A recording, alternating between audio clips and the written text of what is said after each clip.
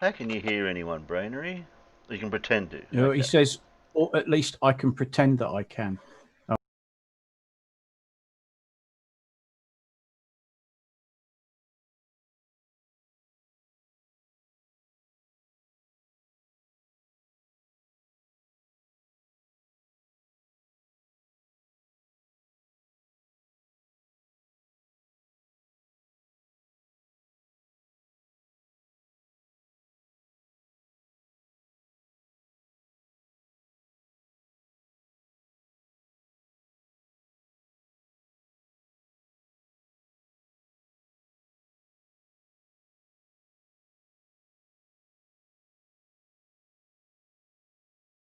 Machine gun, would he? He might be lugging around a light machine gun, indeed. And I mean light in the loosest possible sense of the word. in his pinstripe suit and bowler hat. Yeah, because because the light machine gun is about as at my period of experience with them, the light machine gun is in fact about the same weight as the medium machine gun. Yeah, I used one a few times in Army Cadets, and calling it light is a lie. And some of the recruits will say, "Why don't we get to carry that around?" I say, "Okay, put your rifle down. Yeah, okay, right. Grab hold of this," and it'd almost bring them to the bloody ground. Yeah. That's why us senior cadets get to use these, and you poor little kids don't, because you just couldn't lug it around all day for a start. Yeah. Hey, try being given a Gympie and an SLR to carry when you're 15. Oh, no, thank you. Yeah, the Gympie takes the mickey. Oh, I found it. There we are. Einstein, Lorentz, Curie, Planck, Picard, Schrodinger. Oh, Schrodinger's just behind him. Yeah. Yeah, that sounds like is it Potsdam Conference? The 5th Solvay International Conference on Electrons and Photons, October 1927. 17 of the 29 participants were or became Nobel laureates. Yeah. It doesn't say where it was, though. No.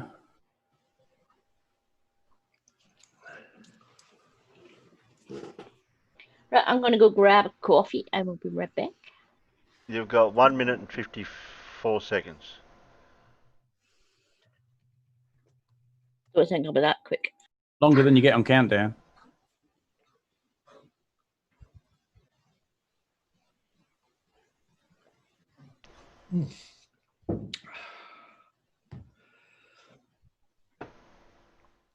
Oh, and I think the reason why I couldn't render my video yesterday is because my video card has finally balked itself. Ah. Because I only have my 1080p screen working this morning. Oh, that's a shame. Well, I had a nice sunrise.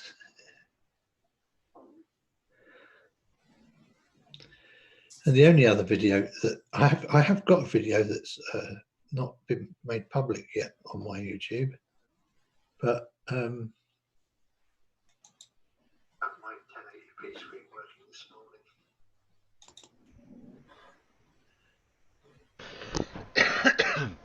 morning. They can hear us now, can they, out there? Yeah, I thought I'd just turn the mic on so they can at least just hear us in the background. Brainery, these are the voices in your head. By the way, the Solvay conferences were held in Brussels. Thank you. The muscles from Brussels.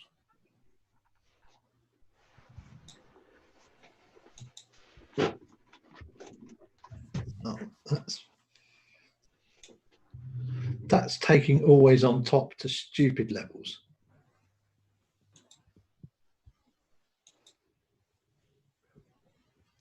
Oh, we have a Thunderbirds a go. There we go.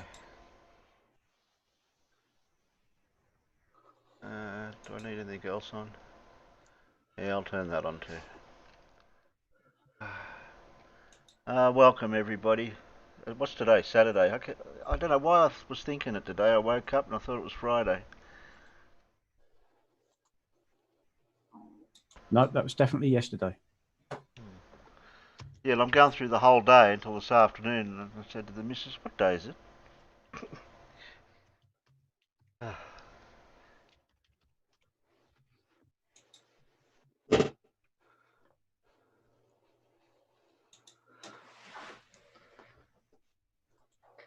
Well, I haven't come across any decent derp, but all I could scrounge up was maybe a bit of Jose's. I've got Plain Truth, Stingray, Larry Scott, and more, but I've been scrolling through trying to find snippets out of it. I don't know whether they started earlier on or in between.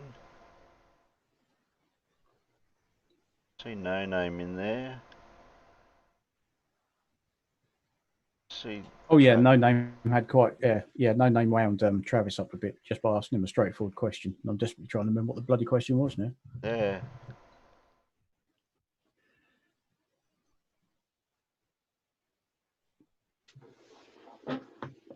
Sean Hawkins looks like he had a say. Lyle was in there. Sean Smith, I'm trying to remember what happened in it yesterday. Smith was in there too. I think, in all honesty, I probably zoned out for half of it. Well, you're there. I can see your icon. Oh, well, yeah, I'm there, but I think an awful lot of the time I wasn't really paying a lot of attention because it's just like, it's just the same old crap, you know. Oh, that's Chris Berry, I think, is it? Yeah, Chris Berry. Mm-hmm.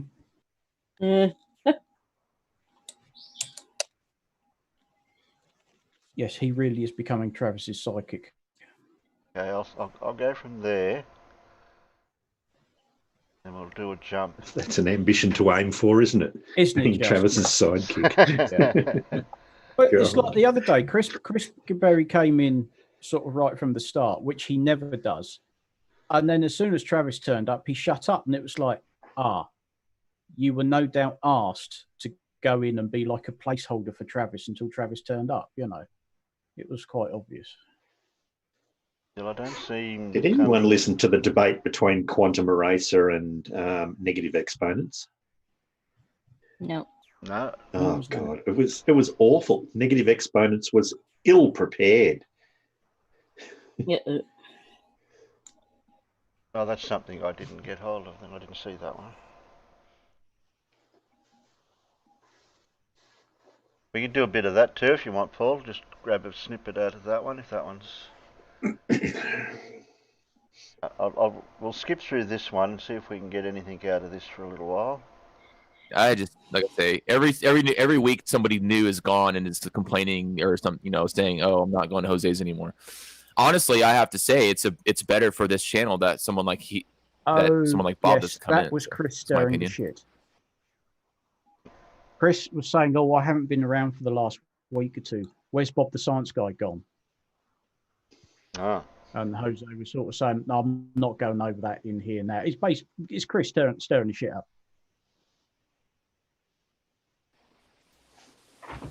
Your opinion, yeah. There's different perspectives. There's some people, I mean, like every single day, dude, I get personal messages and comments in the comment section like, I wish you never had again Rakia and Travis and Brian and Lemon and none of them people and just leaving house. Like, what the hell are you talking about? Really? What the fuck?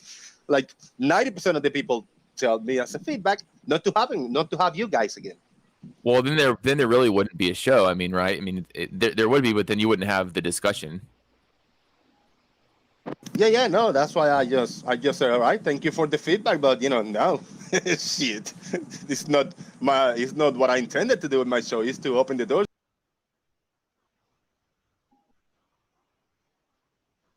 Yeah, apart from the fact that there isn't really a discussion, is there? Well, it looks like you said something there. Oh, I must have woke up. There we go. And we're looking across it at a tangent. Because it's the same point, Travis. Yes, go back a little bit. That's right. I was explaining why Travis is wrong, because he insists that the horizon is purely caused by refraction and never by Earth curvature. I think it was that bit. I do vaguely remember it. Horizon behind you. However, if by magic you could wipe away that mirage, the water's edge would then extend farther past you, and you would still be on the water. Yeah, the water's edge is physical. Water. I think that depends on how high and how far are you doing this observation, because if it's far enough, the boat will start disappearing from the bottom up. Behind that edge, it doesn't matter if there's by magic no refraction and it's 100% clean. You will not see the horizon pass you forever because the Earth curves. That is incorrect. That is incorrect. Whenever you see the horizon, gentlemen, whenever you see the horizon, it is not due to Earth curve ever. 100% of the time. All the time. Well, I can half agree there. When you see an horizon, horizon's just a physical line between the Earth and the sky. Well, all horizons are apparent. It's because you're looking at a tangent across a sphere. And I think that's what I tried to explain to them. And this is something they don't get. It's primary school level geometry. When you're looking across a sphere, a tangent to its, I say edge. Obviously, spheres don't have edges, but from our point of view, we're looking across the edge of it, and it's where the land seems to touch the sky. But of course, it's apparent because it isn't really touching the sky. No. But if we didn't have the geometry of a sphere, we wouldn't have the horizon we see in the first place. The sky is a bit of an ambiguous word, really, isn't it? It is a bit. But that's why horizons are always defined as apparent, because it's just what it looks like. It's not what it actually is. No, you never get to it. Yeah, the horizon is a bit like the end of a rainbow. You can't ever physically get to it, because when you get to where you think the horizon is, the horizon's moved on. Yeah. You know, you're looking at a tangent to a curve, and then of course, because there's an atmosphere, there's always an element of refraction. But if we weren't on the sphere in the first place, you wouldn't see the horizon that we see. And if you're listening, Quantum Eracian, numpty clown, the geometric horizon is rarely what we actually see. It's always affected by some kind of refraction. So absolutely, we can see a horizon further than what you would geometrically calculate it, given the Earth's dimensions. The only place that I know of where man has been where you can see a perfect geometric horizon is the moon. The moon, yeah. Because there's no atmosphere. No refraction. Correct. And it's also very difficult to tell how far away the horizon is because you have nothing to give you a reference of scale. Yeah. It's when you watch them landing, it looks like they're really close.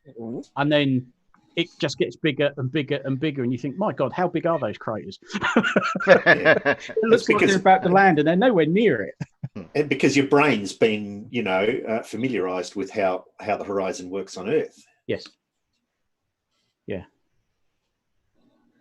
Tended to be taken as an observation over aquatic distances, so I will try to be more specific next time. So aquatic distances? Hell. Well, he means to What say the hell over is water.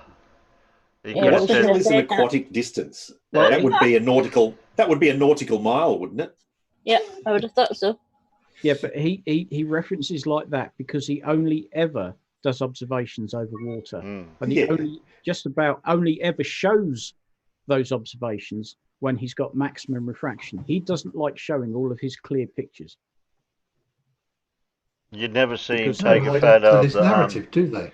You'd never see him take a photo of those oil rigs like in that Black Swan images. Well, apparently the man to talk to about that is Sean G, because obviously Sean went out there and met up with him for a day, didn't he? Travis sent him all of the photos, and basically what Travis shows you in his live streams is just the tip of the iceberg as far as the photos and film that he's taken. He only shows you the crap stuff. Yeah. He doesn't like showing you all of the clear stuff. And that's why he said in the end, when he was out there for a fortnight, he was going out and taking photographs at 2 specific times of the day. And those 2 times of the day was when he had maximum refraction. Because he'd worked out when he was getting those conditions, and that's when he was shooting those conditions.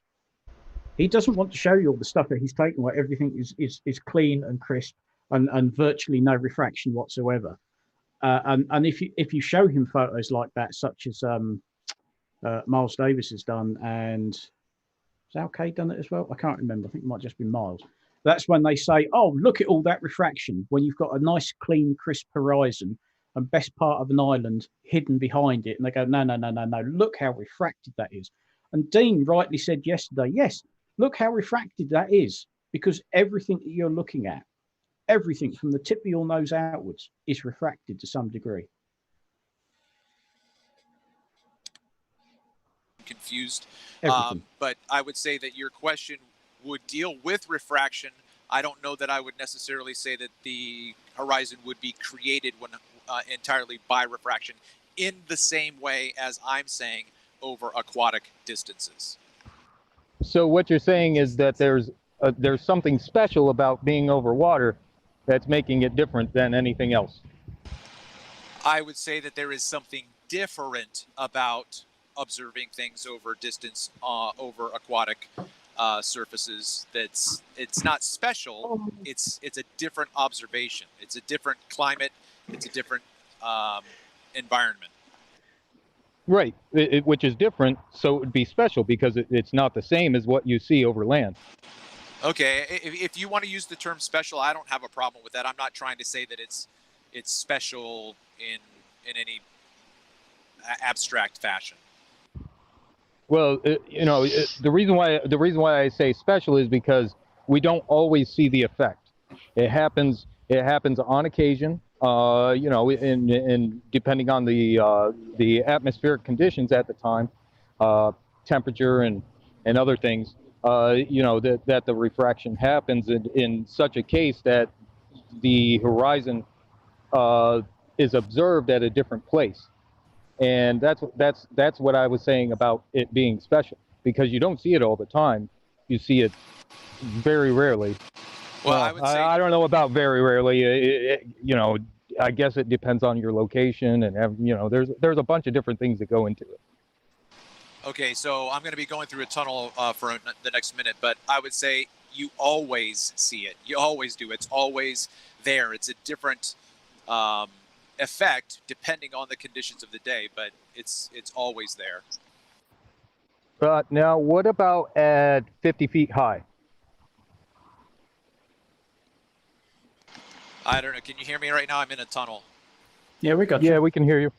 Okay, so at 50 feet high, again, you're changing your only 2 variables, right? So the only 2 variables you have control in this discussion is your distance and your height.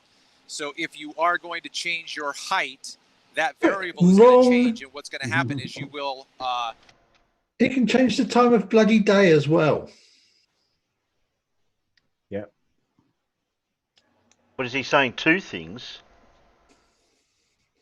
He says all you can do is change your height and your distance, but no, you can change the time of day as well. Oh, yeah. That's what I meant. Don't forget, he only most of mentioned these 2 time things. is not an independent variable. And you can also change the length of the exposure of the photograph as well. That will make a big difference. Yeah. To the amount of refraction you may or may not perceive in the image. Just because of the way it can boil the refraction around. Just as an aside, while we're paused here, can you see what Ori Enley's put, which is lemon bird? What Harry up? Potter's lightning bolt is a symbol for I guess it's meant to be Satan. Satan, cast out of heaven so fast it was like lightning. You know them by their signs and Random. The man's an idiot. Thank God I'm an atheist. You will cause the refraction to recede into the distance. Elevating your height causes the refraction to recede into the distance. So you might have the same effect, but it is farther away from you, right? But I mean, but what if we have a hard line for a horizon? You know, even at 50 feet or 100 feet, we have a hard line as a horizon. How much more distance is that going to add to the effect? Yeah, you're asking all of the right questions, Sean. I think that's, and I've said this over and over in my show, that we would need to have multiple people out there on the water to manipulate to get them to help us determine that. But again, when you say, what if we have a hard line? Those hard lines only exist when you are looking at it from a very long distance. Once you zoom in, it's no longer a hard line. It's no longer crisp. So. Yeah, let me, Sean. I got a question. It's very related.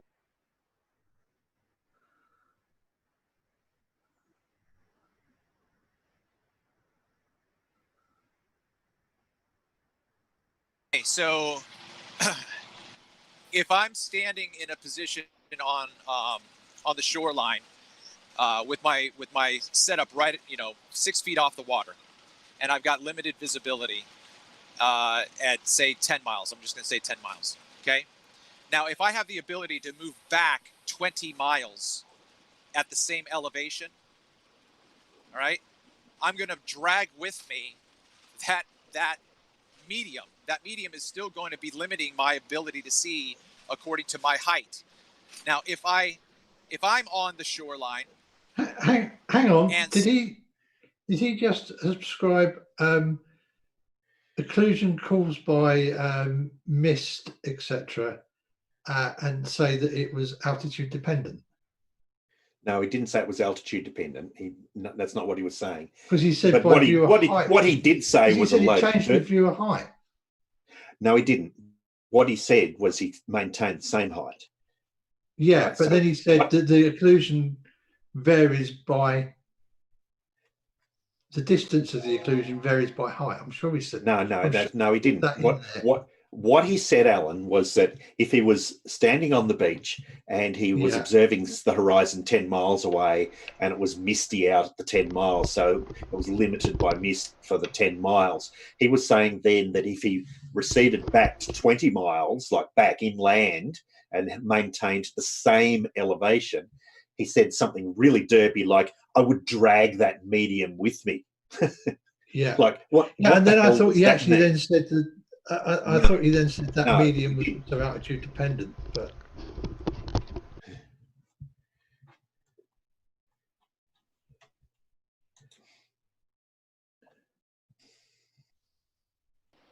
okay, so if I'm standing in a position on the shoreline with my setup right, 6 feet off the water, and I've got limited visibility at say 10 miles. I'm just going to say 10 miles. Okay.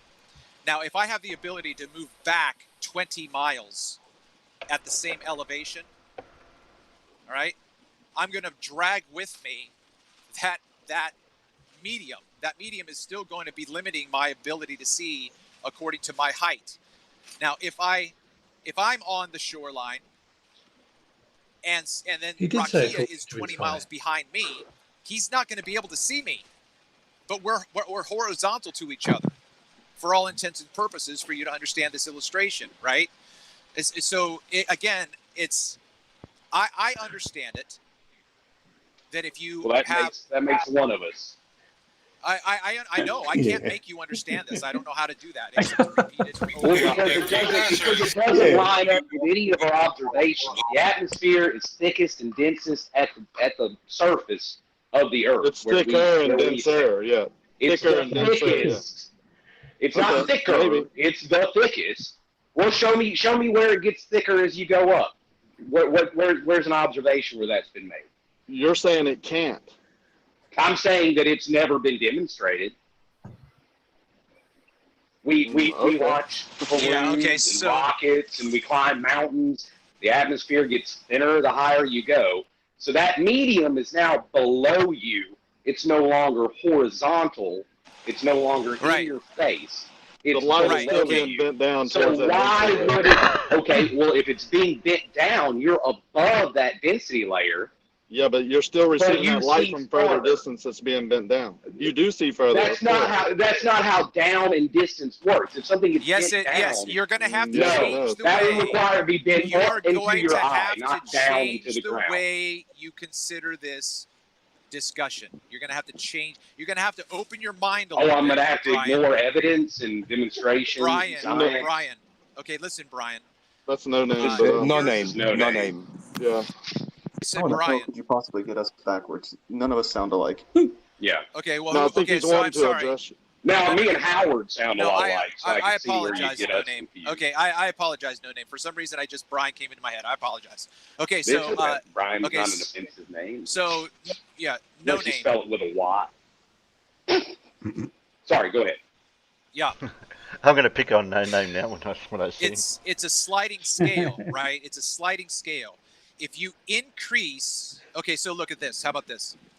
If I am on the setup where I set up on Emerald State Beach and I can see Anacapa 20 miles away, right?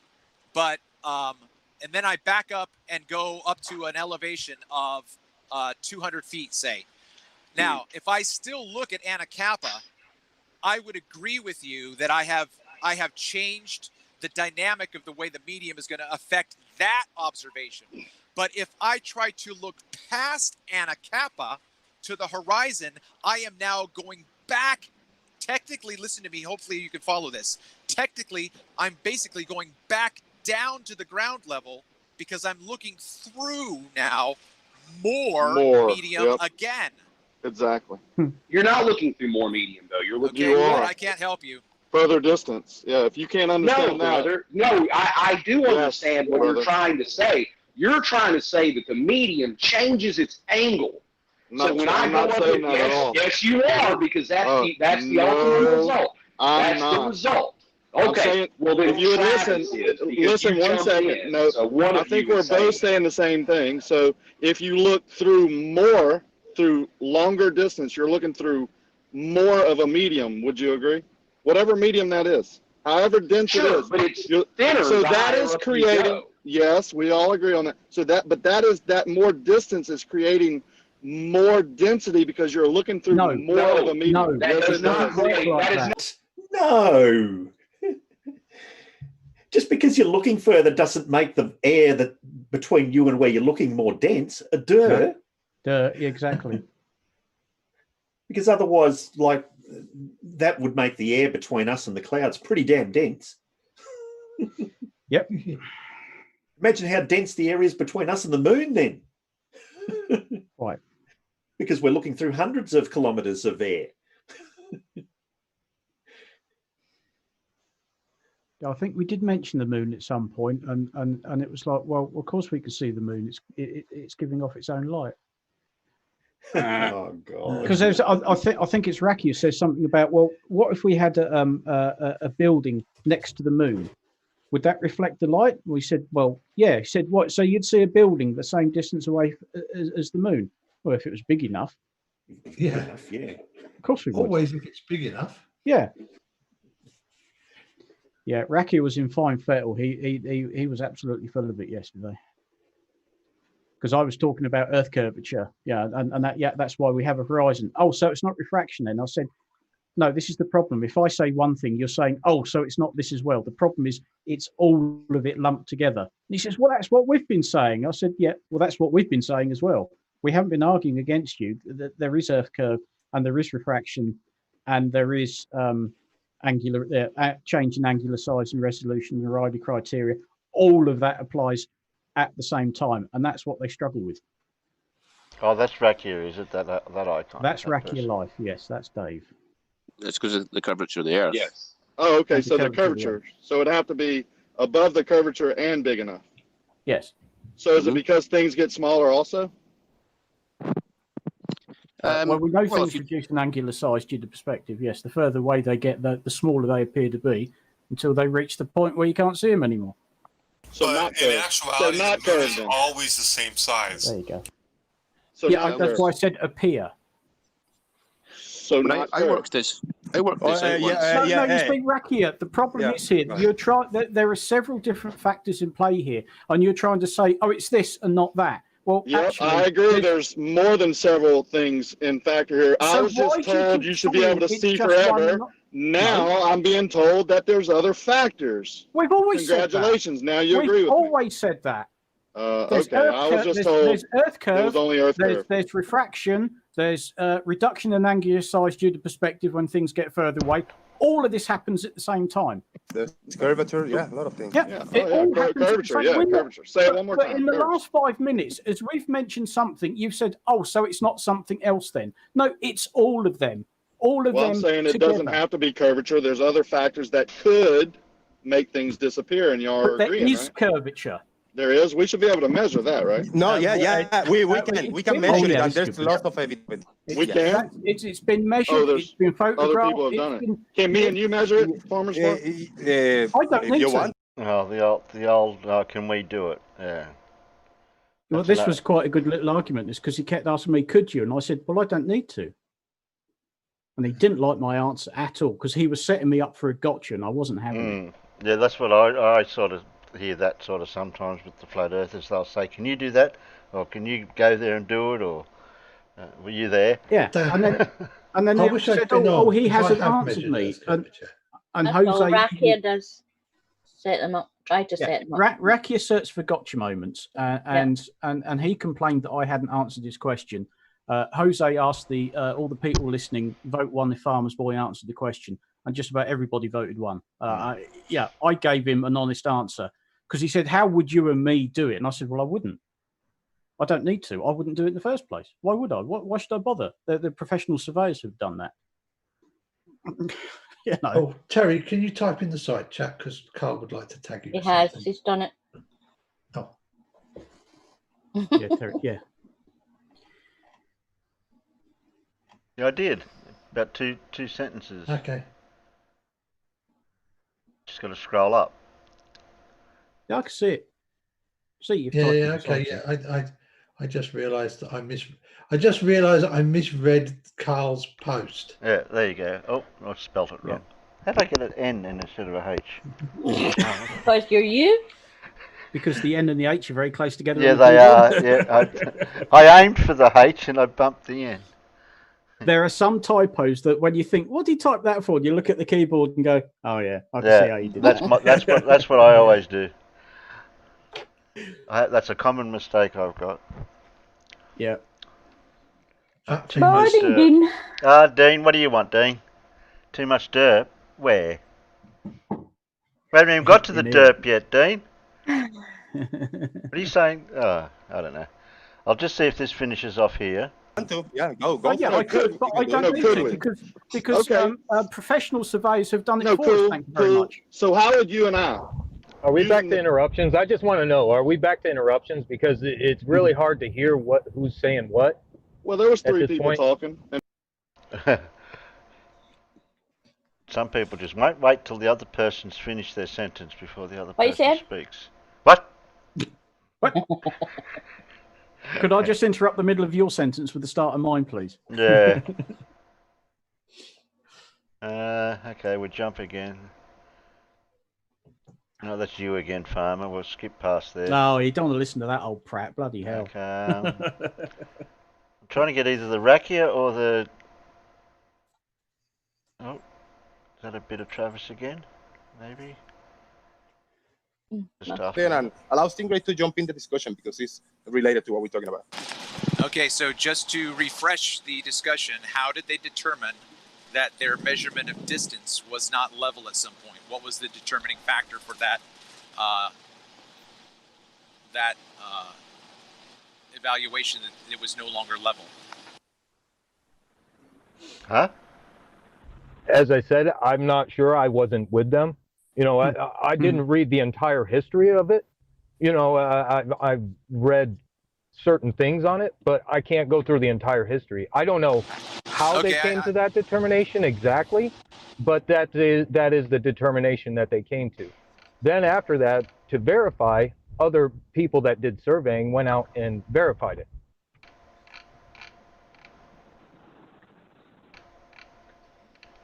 Can I make a quick point?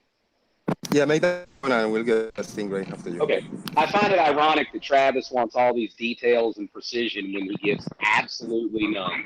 That's all. Stingray, what's up, man? Thank you for joining. Travis, I've got a quick question, Travis. Sorry, Dan. Larry was going to speak, and I was muting him because I heard a hot mic. So I don't know, Stingray, if you want to let Larry go or yourself. No, Larry can go if he wants to make a point. Hold on, I'm sorry. I had a phone call, so I just want to answer the question that I think Sean.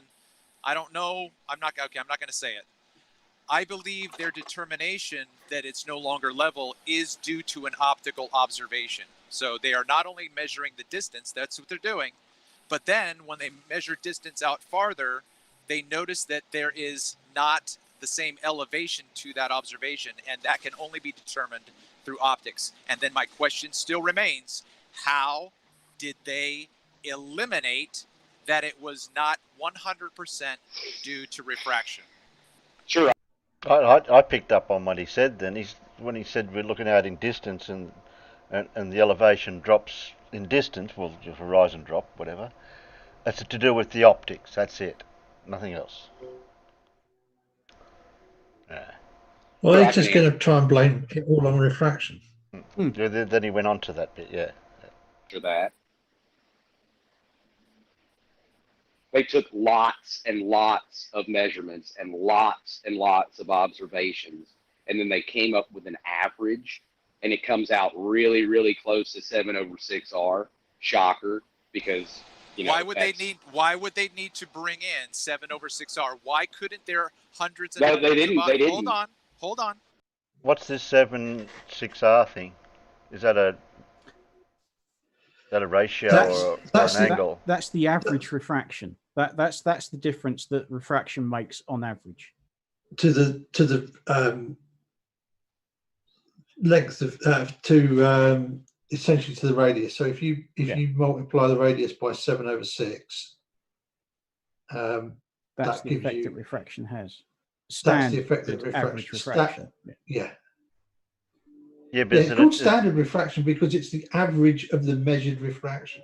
Yes. Yeah, but is that changing your? Just say you've got a hard horizon line, which is meant to be your apparent horizon, like with your geometric horizon line, would change because of the refraction. Would it go up or does it come down? I know refraction make things go when you're looking. That looks like it goes down when you're looking through. 7/6 is slightly more than 1, so it makes your horizon slightly further away because it essentially makes the radius a little bit bigger. It makes the radius 1.1666666 recurring times bigger. Wow. Okay. Which is why 7/6 is the easy way of doing it. Okay. Why couldn't their observations over and over and over again just give them a medium of what refraction will do all the time? That is standard refraction, Travis. 7/6R. Okay, then there's no need for curvature, right? Then there's no need for curvature. Thank you. How so? Oh, for fuck's sake. If you know anything about refraction, what do you mean no need for curvature? He seems to think that we're using curvature as an excuse. I mean, there isn't a need for curvature. There is curvature. But in his weird outlook, there can't be, we're using it as an excuse instead of refraction. Whereas, of course, as I said earlier, no, there is refraction, but there is curvature as well at the same time. That's why we see the horizon we see, because the Earth is not bloody flat. But they just, they won't have it. I still want to know what the standard refraction is for a photon with a wavelength of 10 centimeters, because I can't seem to find that anywhere. I know it's not very much at all, but that sounds too technical for me. How so? That was kind of aimed at Professor Phil, actually. Oh, okay. We'll do another jump. We get into some drawings here further down. Does that mean anything? That's Larry Scott. You've got to bear in mind, all the time this argument's going on, you've got a professional surveyor in the hangout. You've got Larry. Oh, so he hasn't hit him yet. That's about where I came in yesterday. Yeah, there's Larry. There's Larry there. I think that's the first time I think Larry jumps into it. Rakia in particular has a particular hatred for these professional surveyors. Okay. He's really got to be in his bonnet about them. Well, there's Larry. And then... I forgot why we were talking about this. I should have changed my video, shouldn't I?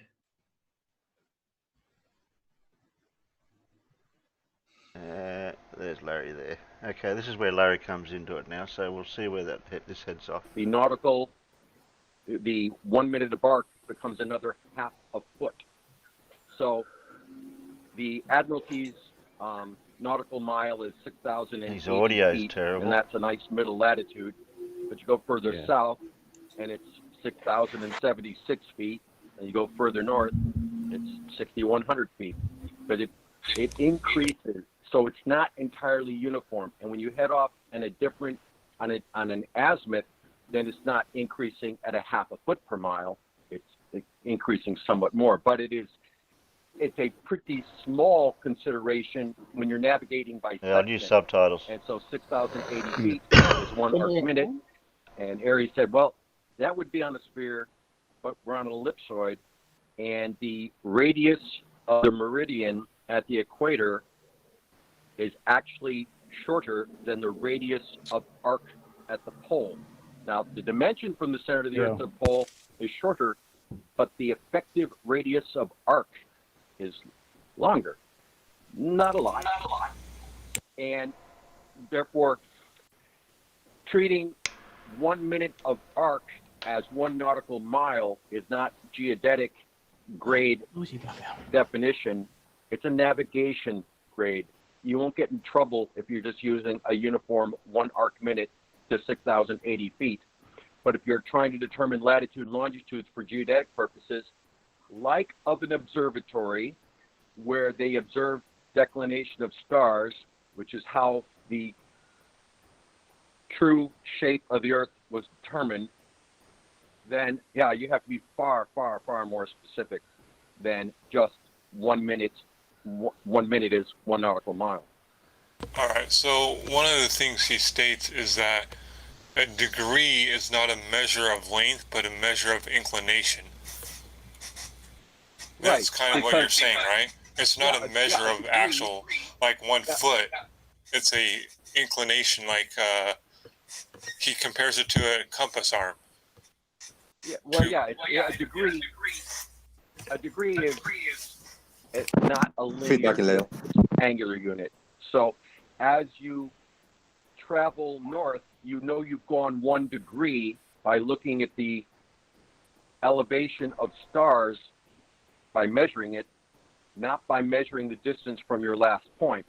Now, there is a very high equation between the two, but yes, when you change a degree in latitude, that's by measuring the elevation of stars, and that has a very consistent and very well-known distance, but not at the high precision level of geodesy. This is. I don't know. I don't think they're going to debunk anything there. No. Who brings up the drawings? Larry. That's Larry's. Oh, okay.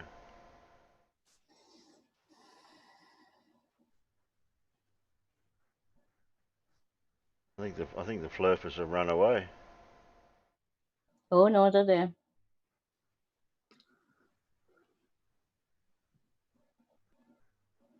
Well, they must be talking underneath the pictures then, because he's presenting the pictures, but nothing's. Oh yeah, just explain what's on them. Angles to the sun, no, you can't, because those angles are too small. You did something with your mic. The angles are. Is my better now? Yeah. Yeah, the angles to the sun directly will be insignificantly different. It would be exceedingly hard. It's even hard to do to the moon at its 250,000 miles. That's why when the distance to the sun was first realized back in about 1760, when measuring the transit of Venus across the face of the sun, it was because Venus is halfway to the sun. And even then, they put observers at the extremes of latitude as far as they could get from South America into, you know, Northern Europe. And it was really hard, but that was using Venus as a fulcrum of their observations. So from the Earth at 93 million miles away, you're going to get zero. The angles are so slight. I would not attempt it. I got a quick question. Leo, hold on. Who wrote this GPS software, Larry? Did you say idiot software? Who wrote this GPS software? GPS software. Idiot. Okay, That was GPS Chris Berry trying to software get him to and say the methodologies of satellite navigation date back to the invention of satellites. Even when Sputnik was up, they first started scratching their heads how they could use that. And there were a couple of different satellite methods. Like I believe one's called the Navy Transit satellite, which had polar orbiting satellites, and they didn't, you know, they worked okay, but not nearly the precision. And the system was built mostly by Rockwell under contract to the Air Force, and the Navstar GPS system is just one of the great academic accomplishments because it has had such a profound effect on economics and safety and navigation. And, you know, we have GPS in everything, just about. You can't hardly swing a cat. And it's all satellite-based. It's not tower-based. If you look at the software, which is open source, you can view it, you can write it, you can take it apart. If you don't have these enormous Doppler shifts, it doesn't really work. And these 1.2 gigahertz radio frequencies have a lot of information modulated on top of them. And anybody who's going to, you know, anytime somebody comes up with these balloon bullshits and they say, and I got to say, wake up, I don't see any balloons. You don't see any balloons. You don't photograph any balloons. And there's no balloons listed on as a hazard to air navigation. Balloons don't exist. Towers don't work. Look at the software. It doesn't work. Now, triangulation from radio towers for cell phones kind of sort of works. Not always very good. It used to, you know, it could get emergency crews maybe to the right block or the right house, but when you're talking over open ocean, if you're going to come from towers, you would have to have hundreds of millions of towers that nobody built and nobody maintains in the middle of the ocean. And I was in central China with my U.S.-made GPS receiver, and it worked just fine. And that was like 20 years ago. We'll have to skip all this. It was particularly funny because, you know, here's Larry explaining. We all know where GPS came from. It's the US military that developed it in the early 80s. And then Chris Berry's like, oh, well, there you go. How can we trust GPS? Because, you know, it's a military thing. How can we trust it? Blah, blah, blah, blah, blah. And it's like, welcome to the mind of a conspiratard. And I bet all of these people, well, I know these people still use GPS. Travis uses GPS to confirm his position. Yeah. I was going to say, they all use it, so they know it works. Yeah, he was like, oh, it's the US military. It's a conspiracy. How can you trust it when it's come from the military? Yeah. As if it's a shocking revelation. I said, yeah, but we've known from the start where it comes from. We know it was the US military that developed it and used it and eventually released it to the rest of the world to use. And as Stingray then pointed out, there isn't just one GPS system. There are several. Yes, there's Navstar, there's GLONASS, there's the EU's got one as well, hasn't it? Or is building one? Possibly. But you see, China's got one. A lot of these people are conspiracy nuts, and Chris Berry is a big conspiracy nut. You can't trust the government. You can't trust anything associated with the government or the US military or anything like that. And you know, state-sponsored and approved education, you can't trust that because they're telling you lies. He is quite obviously a very deep into it conspiratard. Everything's a conspiracy. Can't trust anyone. Yeah. I mean, it's such a conspiracy that you can even use the Chinese military. Yeah, but like Larry said, it's open source software. They're not keeping anything a secret. And at the end of the day, all these satellites are doing are transmitting a signal. That's it. Yeah. Basically, I'm here and this is the time. Yes. And when several of them all say it, and you get and you notice the slight difference between them all, you use that to pinpoint your position. Boom. You're not they are transmitter only. It's not like they're receiving anything. No. Don't think they understand how GPS works. And it's not like your GPS that you're operating to get your location is a receiver only. Yep. Yeah, it's not transmitting anything. It's just picking up that signal or those signals. I mean, I know your phone uses the network to check that it's still where it was last time, so that it can get a decent GPS lock quickly because it knows it's still where it was when it stopped getting when it was turned off. But that just means it can get a lock quicker. It doesn't have to wait 20 minutes to half an hour to get a decent lock on its position, because it's actually got to calculate it all from scratch. Unless yes, Latoya, Travis does drive trucks. He is a truck driver. I think he's another one of these people that his beliefs have cost him things personally, like marriages and stuff. Oh God. But I don't The know. difference between the 8 No, just say it's yes or no. No, Travis, this is a yes or no, and why? Go ahead, Larry. The value calculated by 8 inches per mile squared and the value calculated by the proper trigonometry will start to depart. Very small amount. Okay, great. So then my follow-up question is, okay, so let's say I get 4 buddies. I get Rakia, I get Cleary, I get Chris Berry, and myself. So there's 4 of us. So I start out at my point and I go 50 miles. But 20 miles from me, Cleary starts measuring his 50. And then 40 miles from him, Chris starts measuring his 50. And then Rakia, 10 miles from him, starts measuring his 50. So we all have our local 50, but we're overlapping. Are you telling me then, from my position to the 4th man's 50 miles, it's not going to be horizontal? Well, you put in a lot of people and a lot of manpower, so use proper trig, would you? Yeah. Why would you use proper trig? Use proper trig, because by the time you put that much manpower, time, and effort and money, go through the maths. But if you're making one shot at 10 miles away and use 8 inches per mile squared, you won't be wrong. Is that a no? That's a no. Yeah. Hey, Larry, could I, I've addressed this several times.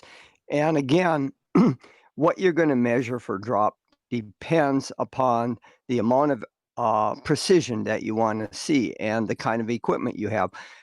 They're kind of making it sound like all of a sudden the curve's going to start someplace. The curve or the drop that you measure is continuous. You measure it immediately from your measurement position, and can you still see my accumulate. screen?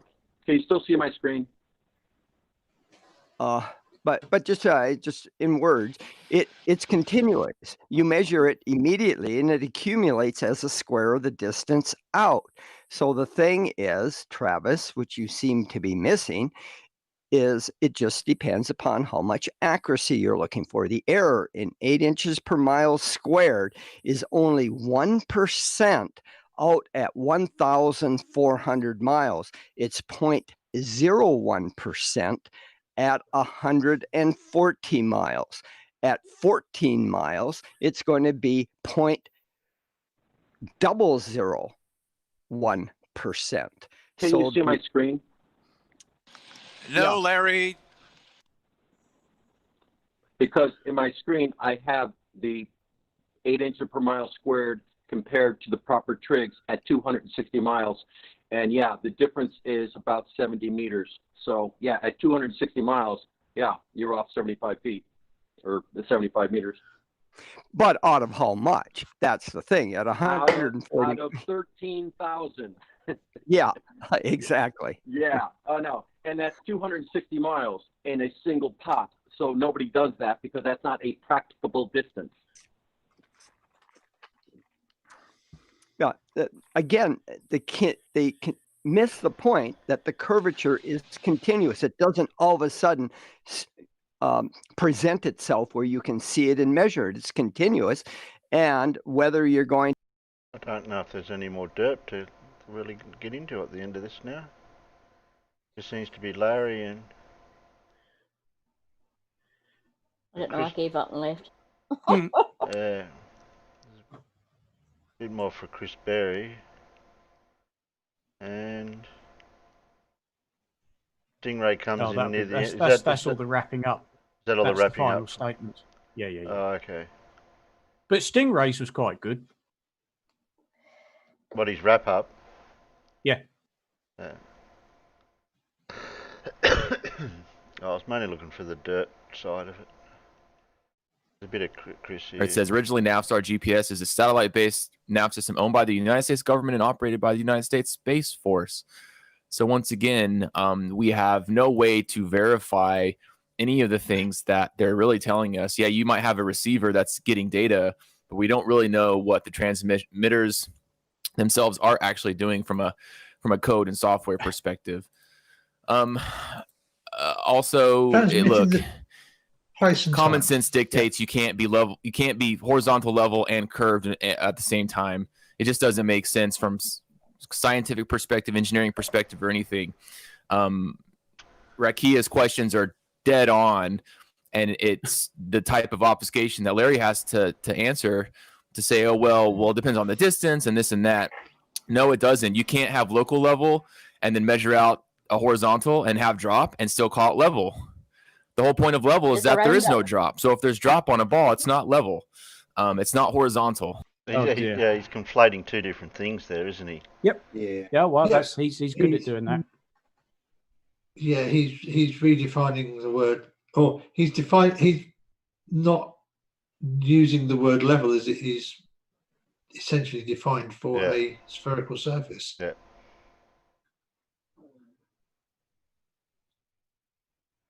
Another one that doesn't understand what level and horizontal is. I was an idiot. Oh, they all are. They're all idiots. But he's an idiot. He's a conspiratard. Yeah. His ignorance is matched only by his arrogance. You're going to listen to Stingray's back a wee bit. I think he's finished. It's basic common sense. It just doesn't work on a ball. It's not possible. It's not physically possible. Physics dictates otherwise. Thank you. No, it doesn't. Yeah. And yet he's not going to quote the actual physics, is he? No. Don't be daft. He's appealing to a higher authority without knowing what that higher authority is actually about. Yeah. I mean, if I have a spherical surface and I make another surface that is level with it, what shape will that second surface have? Square. Triangle. 1, 1, 1. A red and white striped golfing umbrella. Somebody that nicest answer, yeah. Somebody explained it to me one time. I can't remember who it was, but I'd like to use it as an example of level. Like a tire is level with its rim. Yep. That's another way of using the word level. Well, that is very close to the definition of level that surveyors use. Any more dirt? I don't know because I don't actually follow any of these channels. Nope. I tend to see the response videos to them. You're on the panel on Jose's where the dirt was. Well, you just got to the end of it.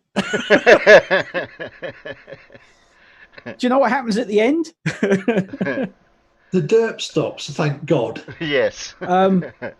Only the derp that you see. You have to be in the after show to follow on with the derp. Well, that's what I used to do with me after shows when Jose does it in our daytime. I was able to do a bit of an after show, and a few of us would come on, and we'd just reflect on the derp. Yeah, well, same with me, wasn't it? I did the after shows for him until I mean, you did the nighttime one, and I did the daytime one. Well, your daytime, my nighttime. Yeah, that's it. Don't even think about it, Alan Evans. What? I know what you're going to do. Somebody What am I going to do?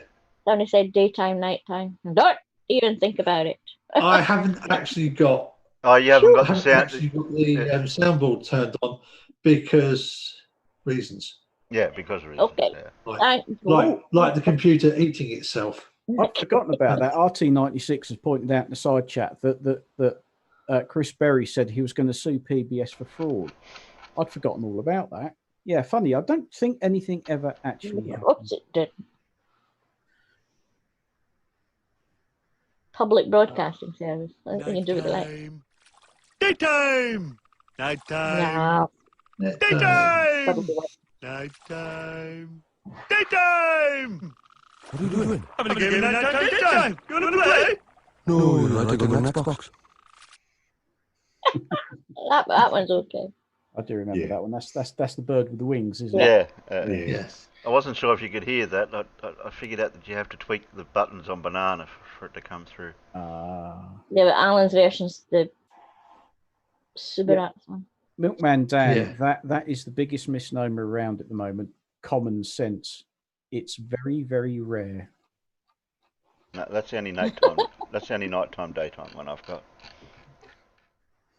Yeah, That's good enough. That's fine. let's not go to the other one, eh? No. I've got I've got Alan, and I've got.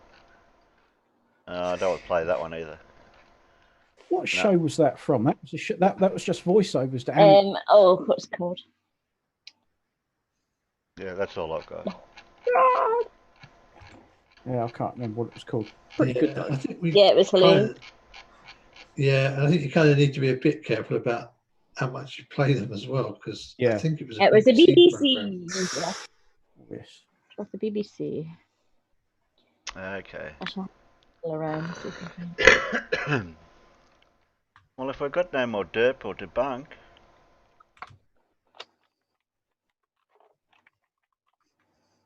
What's next? Oh, that'll be free practice then. Yeah, there's a few cars out on track. And I haven't done any. I haven't done any homework for ancient tech for Leonardo da Vinci. So sorry about Walk that. on the Wild Side, it's called. Thank you. Yes, that's it. Walk on the Wild Side. Yeah, it's definitely. Let me make a note of that because I'm sure there's a lot of that on YouTube. So, what are we doing? We're up to an hour already. Okay. So we've got a choice of quiz, media derp, and we haven't given it a proper title yet, Paul. That segment. Media derp. Okay. Media derp.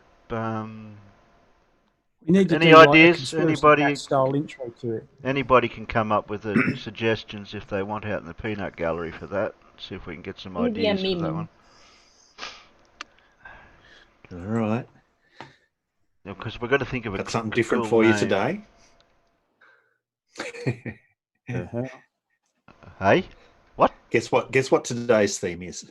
Oh, okay. I'm not sure. Bit cryptic, this one. Yeah. Yeah. Let's get out of this terrible sandwich shop with axe in hand. Yeah. That would be a terrible name for a band, wouldn't it? I don't know. Mean actually, some of the bands. You're talking about album covers. Yeah. This is an actual band name. Oh, wow. Someone decided to call their band, "Let's Get Out of This Terrible Sandwich Shop." They could have shortened it. Yeah. A for Johnny Depp. What? They called their band Gay for Johnny Depp. Yeah, but what's it say down the bottom? What's that? The Panties of Cruelty. Yeah. Oh, my God. Yeah, righto. Oh, there's some pretty.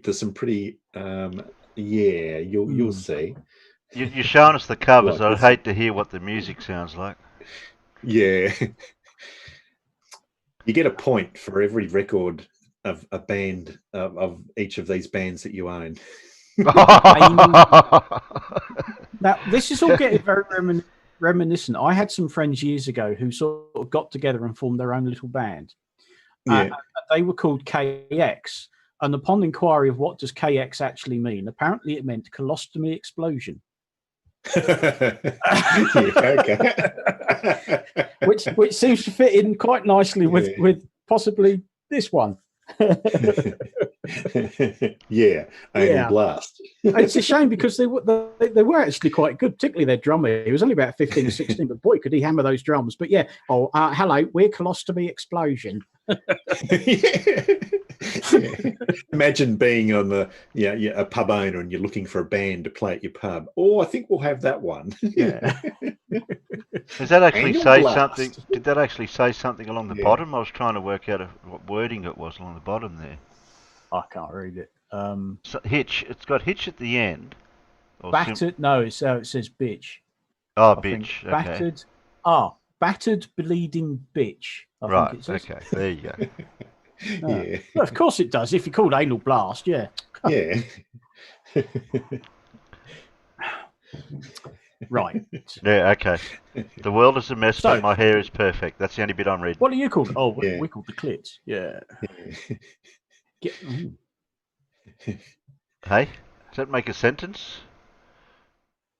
Well, the album is A Secret History of. The album And the band is. The band is. Yes. Yeah. Yeah. Now say this one. Dan and Aykroyd. Dan and Aykroyd. Bloody hell. I've got a better one later. I'll challenge none of anyone them to could say it either. No. Do you think they like Dan Aykroyd? Or do you think somebody had a stutter? Yeah. A pencil in your ear, but it doesn't match the Electric title. Larry Land by the Butthole Surfers.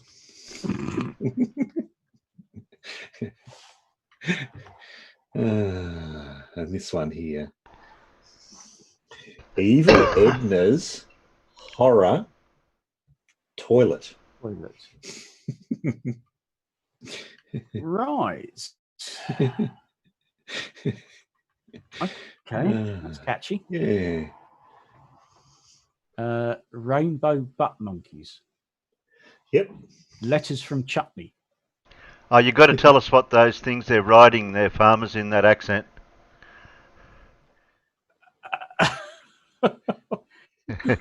That's, I don't know, what is that front one supposed to do? I think it's a snowblower.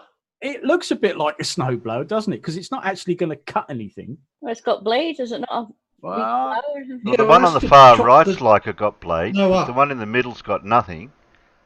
And the one on the closest to it's got a front on it. The one in the middle's got something on the back from the looks of it, but I can't tell what. The far end one I suspect might be a lawnmower because the thing that's underneath. You can see the blade that front one, isn't it? Yeah, that's got a grass cutting deck under it. And you can do it at night time. You've got headlights. Oh yeah, because I reckon I know what it is. It's a windrower. So it collects the grass and squishes it in to make a row. Oh, okay. Yeah, it's got the blades on it. Yeah. Yeah. Could be. Yeah. Whatever it does, it doesn't cut. That's No. not. That head is not for cutting. I was hoping you'd say that word with the T in that accent.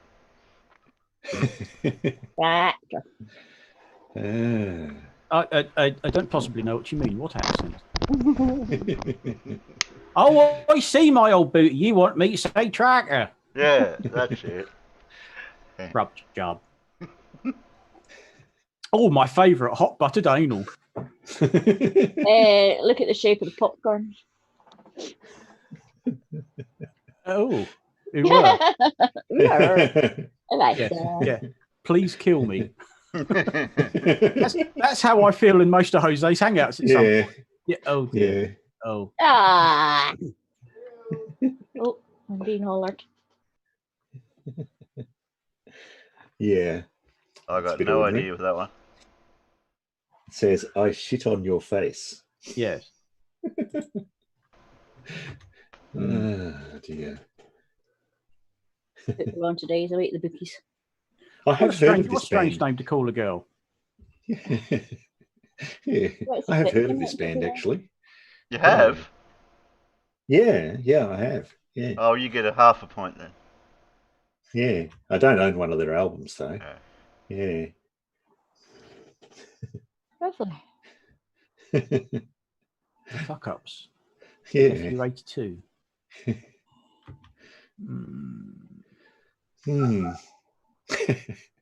Why would you want to call your band that? Yeah, you're not going to get picked up by the major record labels, are you? No, you're not, are you? You're probably going to be a one-album band. Although somebody could still ask that famous question: which one is pink? Yeah. The one next to the blue. I know a few people that have that title. Neurotic arseholes. That's quite catchy. I know a few of them.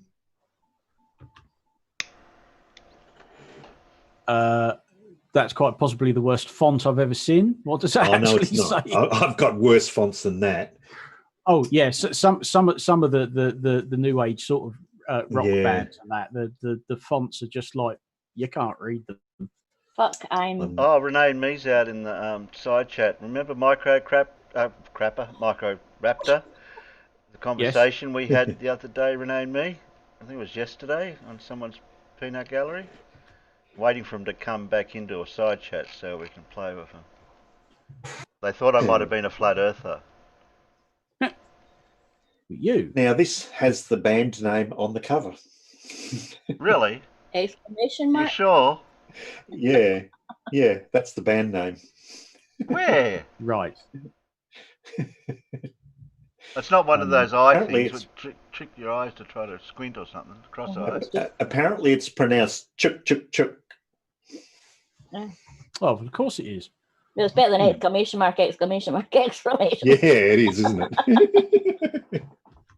It'll take too long to tell you. This is a intriguing band name. Are they called cheat code? Anyone want to know what this one's called? Select start. It's got to be cheat code. No, you've got to read it all, not just the band up, name. down, left, right, BA start. That's correct. What a catchy name. That's the name of the band. Up, Good down, evening, down, left, Wembley. right, We BA are. start. Oh, I remember they're number one. Yeah. We are up, down, left, right, BA start. Yes. Yeah. Ouch. The Pissing Razors. With their breakthrough album, We've All Got a Urinary Tract Infection. Yeah. Oh, Dora said that was a Konami cheat code. That up, down, up, down. Up, down. Okay. Best go see a doctor.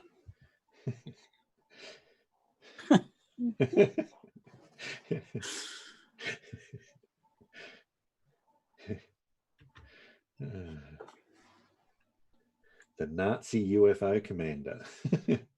Yes. I've seen these drawings before that people allege were flying saucers built by the Nazis. Biggest load of bollocks you ever did see. Yeah, of course. And notwithstanding the fact that what they were actually designing and building was way more interesting than that. Yeah. Oh. And it was guessing these are all kind of gothy punk bands. Yeah. Toilet Boys. Toilet Boys. The good old Toilet Boys, yeah. Well, I guess they could get away with anything on stage then, really, couldn't they? They could be farting and burping and doing all sorts of stuff, or we're the Toilet Boys. What about the one that's in the corner quietly reading a book? Yeah. Don't you ever read on the toilet? You know you've been there too long when your legs are gone numb. Yeah. I can't read that. Oh, the cum shots. The cum shots. Oh, okay. I can read Norwegian. The cum shots, Norwegian Jesus.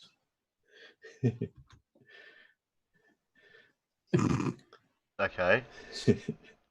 The stick men with ray guns. Some people deserve to suffer. You think that guy's Yes, wearing a disguise? that's. I can echo that sentiment, and I have done several times. So is that an animal with a suit on, or a person with a head on? I don't know. Don't know. Hi, we're Tampax. Yeah.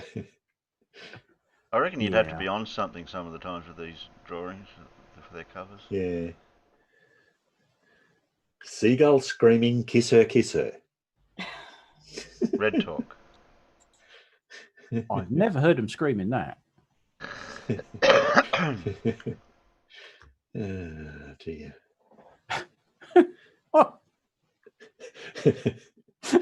Oh my goodness.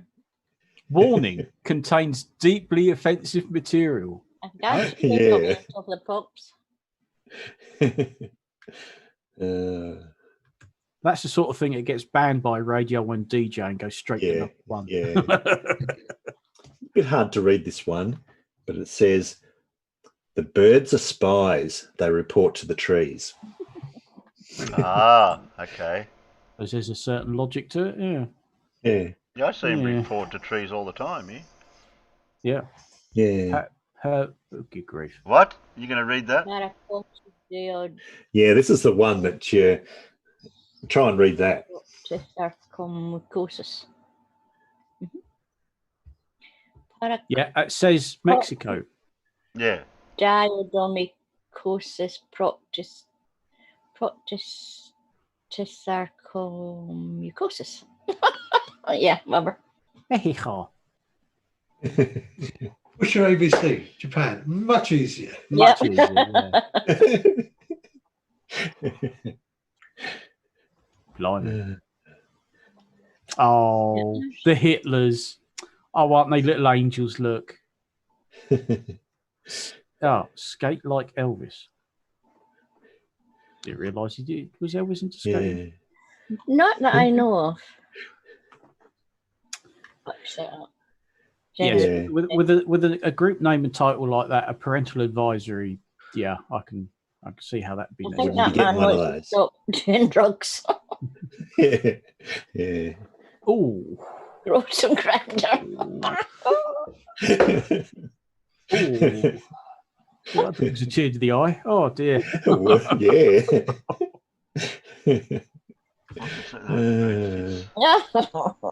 Annie Bloom. That's the most sensible one we've had so far.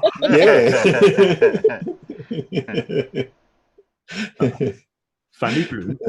I must be dreaming. Yeah. Natalie Portman's shaved head. Oh. What's that? I can't read the. When the lights go out. Oh yeah. Yeah. Oh, Natalie Portman's shaved head. That was in V for Vendetta, wasn't it? Yeah. Venus flytrap.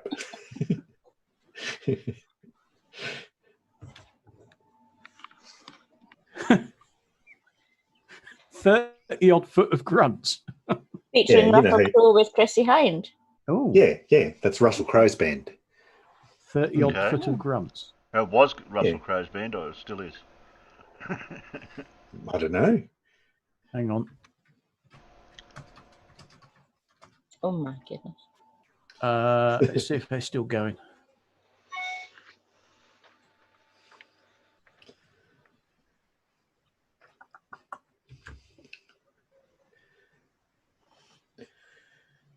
The what? The Laudelaires? No, the Baudelaires? No, that's the name of the album. The name of the band is actually Congratulations on Your Decision to Become a Pilot. Oh my God.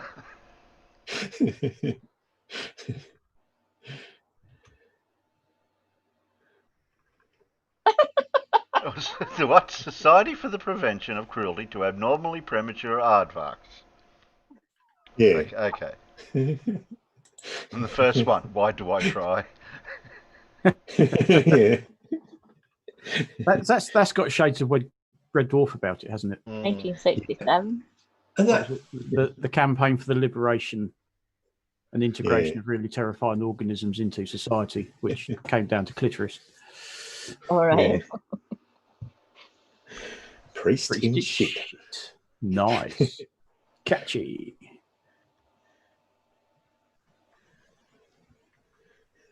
Oh, God's sake. That's That's actually a James thing. Bond as well. Mm-hmm. Said it to That's it. James Bond and Yeah, that is a fetish. Yeah. Surf wankers. Now, does that mean that they go out surfing and? Yeah. I preferred skeet surfing myself, but you know. Get cape, wear cape, fly. Yeah. The Chronicles That's the name of of the a band. Bohemian Teenager. That's it's different. I'll give you that. Yeah. Yeah.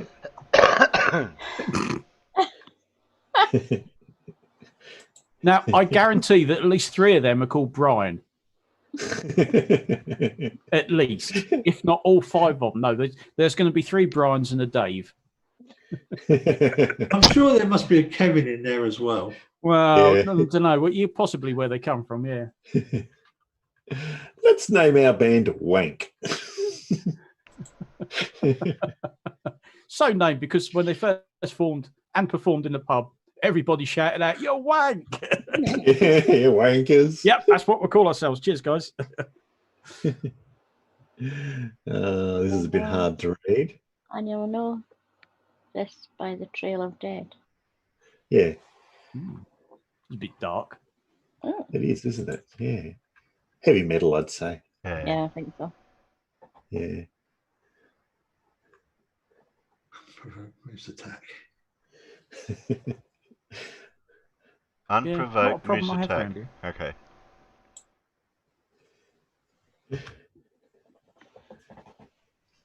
Someone still loves you, Boris Yeltsin.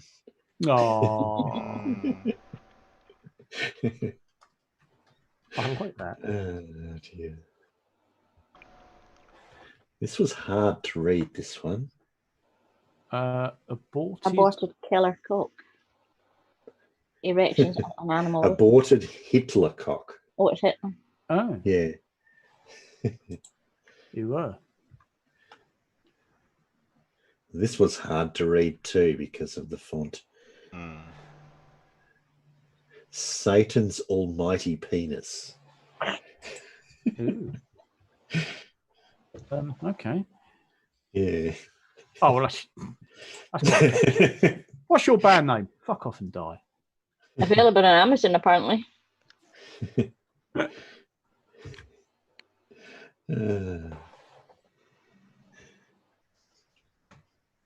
Tiger hit. No. What tiger? I'm reading down the bottom something going. Tiger. Tiger. Shit. Tiger. Tiger. A tiger in Africa. Anal vomit. Anal vomit. Good. Fucking it. Yeah, I know. Uh, This one's not very pleasant. Syphilitic vaginas.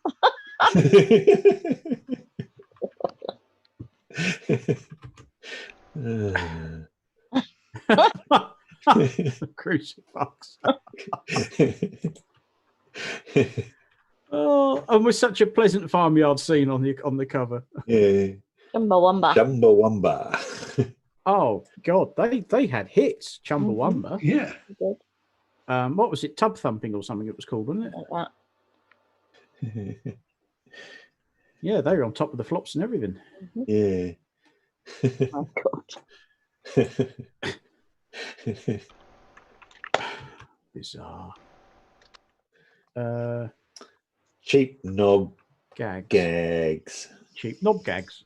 Oh, okay. Yeah.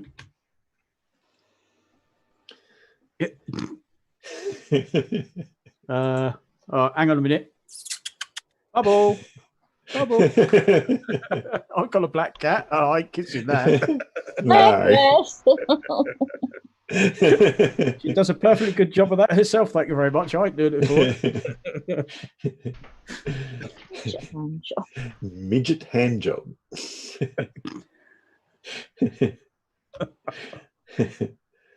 Oh no. Oh my. No.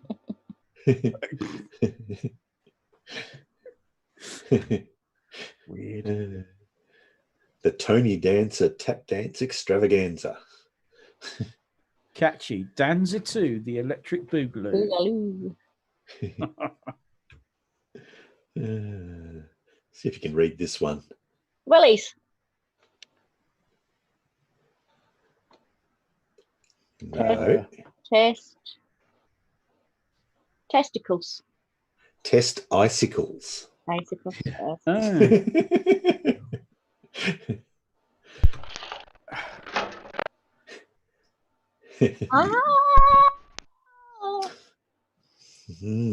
Even I crossed my legs at that. Penile remnants. Yeah. The sus cunts.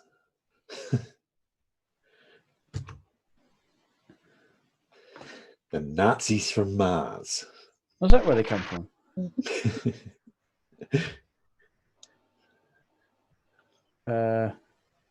See if you can decipher this band title up the top. Took me a while.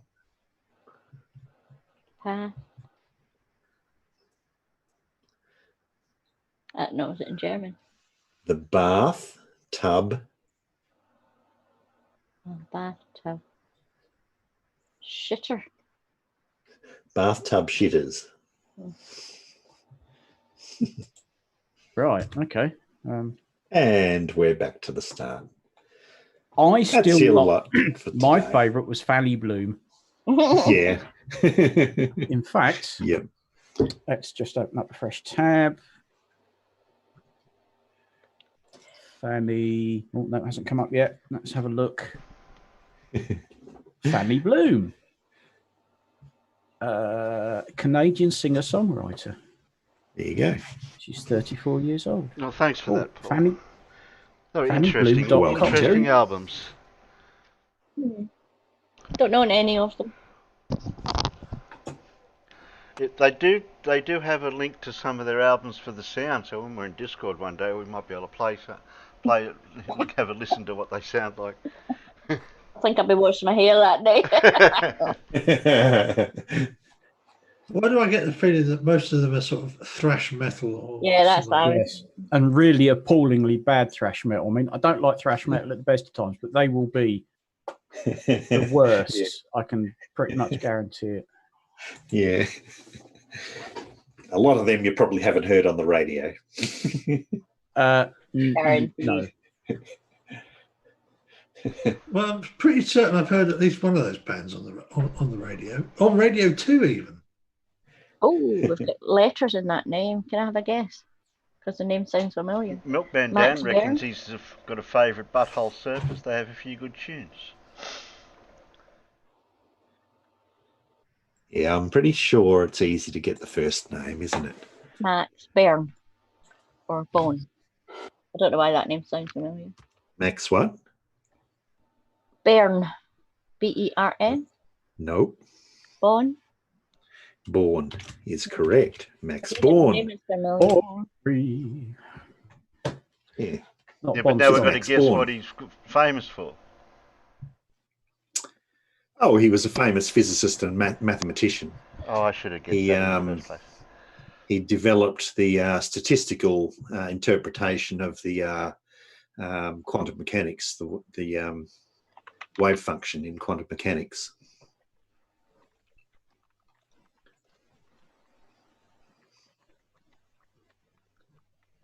It's all just probability. Probably. Yeah, that's right. Probably. Yeah.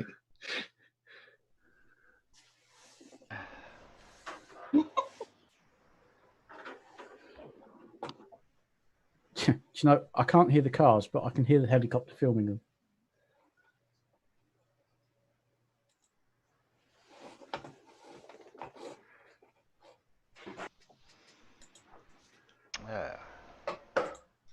Okay, what are we up to now? Quizzy quiz. Some quizzes. Sounds like a plan. Okay. And everybody got their pencils and pens ready in the peanut gallery for quiz?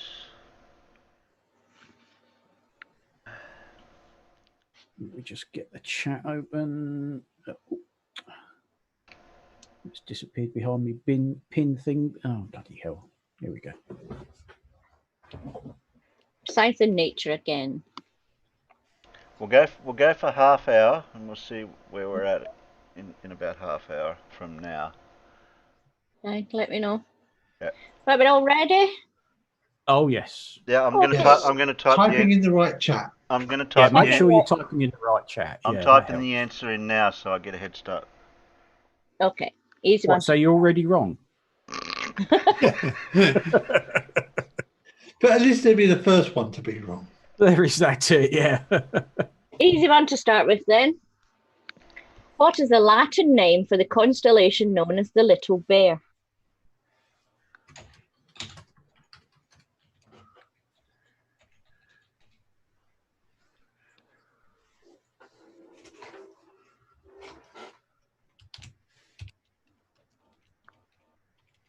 Yep, Carl's first out there, and Farmer's in here. Ursa Minor is correct.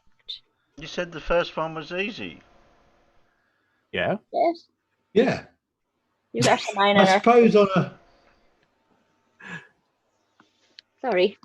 I was going to say maybe for us in the northern hemisphere. Oh, yeah, that's true. What chemical element has the symbol AS and the atomic number 33? AS. Oh.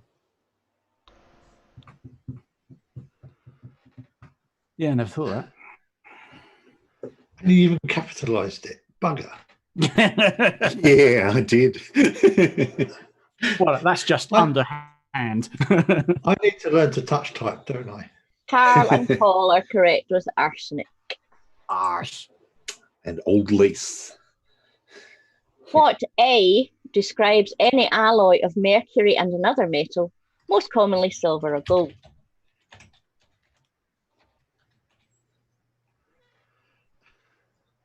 Acid.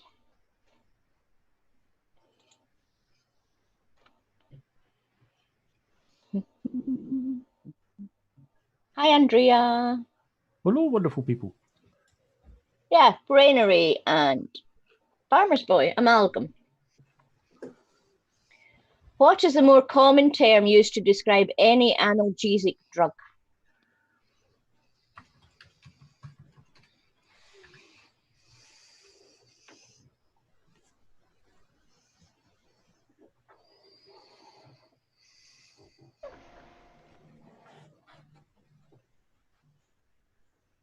We have Alan in here. Snot rag. Snot rag. I'm going to give it to Milkman Dan because he's got what I've got. Painkiller. What wireless technology is named after a medieval Danish king? Oh, yeah, that's it. I knew it. I just couldn't get it out.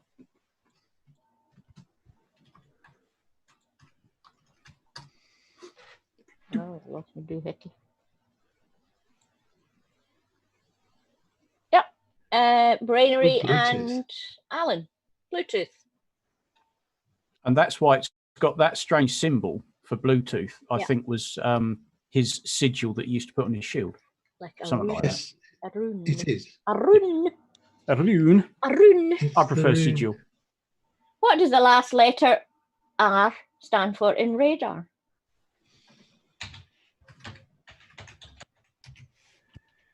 I was going to say, if you didn't get that, I'll be taking a drive over there and slapping you around the face. Well, it's just how fast can I bloody type? Yeah. Irish stew and Alan, well done. It's ranging. I'm not reading that because I can't pronounce it. Fair enough. On the human body, what S describes the cartilage separating the left and right nostrils?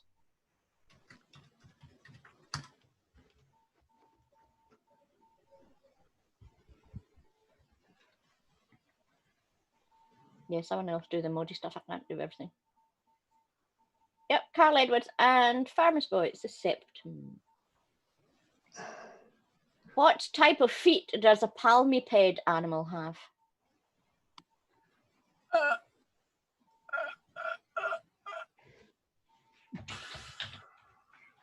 Don't know. Indeed. Palmiped. Does ring a vague bell, but I can't think what it is.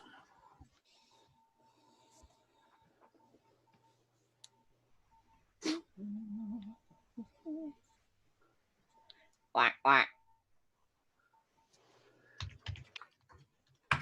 All right. Hat's got out there and Paul in here. Webbed feet. Oh.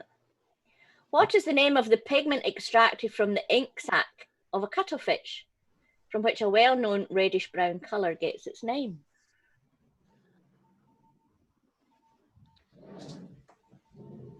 Oh, I did not know this. Is it that one? It is.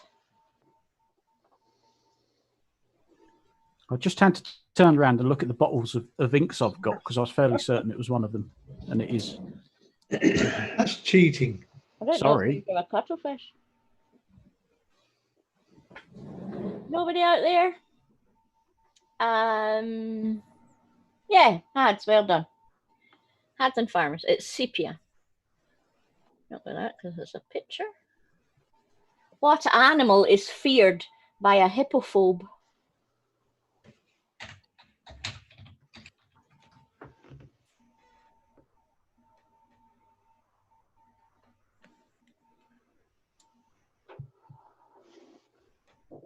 Yep, well done, Dora and Alan. Horses. Who invented the ZX80 home computer?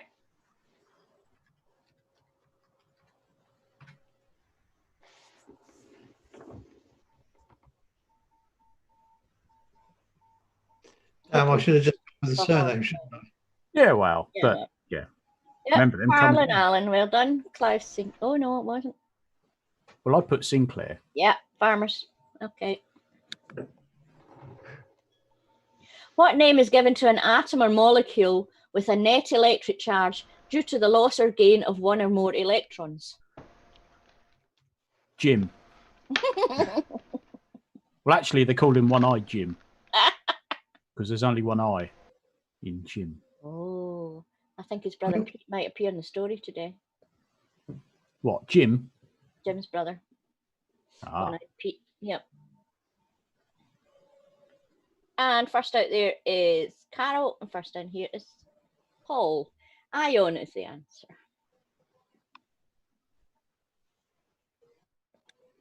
Oh god, that's too long. Naphthalene is the original primary ingredient of what household product? Oh god, what was that? Lots of stuff. Primary ingredient of. Yeah, that's what I was thinking of. Yeah. You stinky. Stinky. But that's the whole point. Jim, technically not a household product. It'd be nice though. Irish stew is correct. And Paul, mothballs. I think gin is a household product in many houses. Well, it could be. If Not mine, I'll admit. Mine's more sort of vodka. It wouldn't last very long in mine, I'm afraid. What A describes the study of human biological and physiological characteristics and their evolution?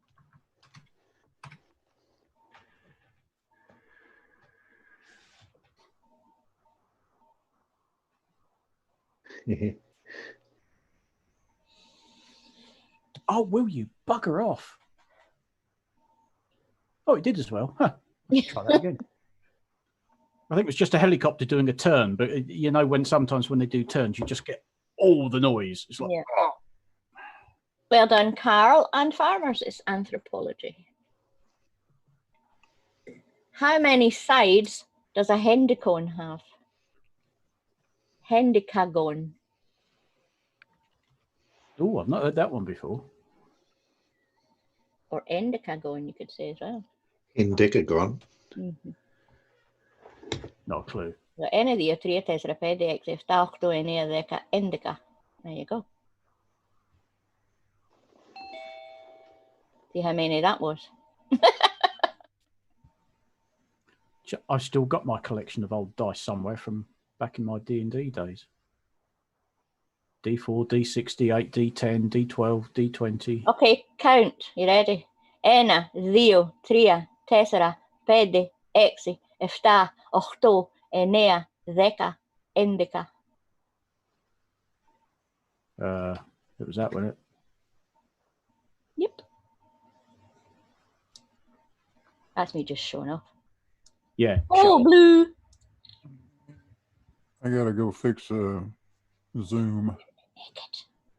Damn Well it. done, Dora. I'll be And back. oh, okay. Okay. It's 11. He's got no strides on. He's got no strides on. Indica is Greek for 11. It's all Greek to me. How many people have walked on the moon?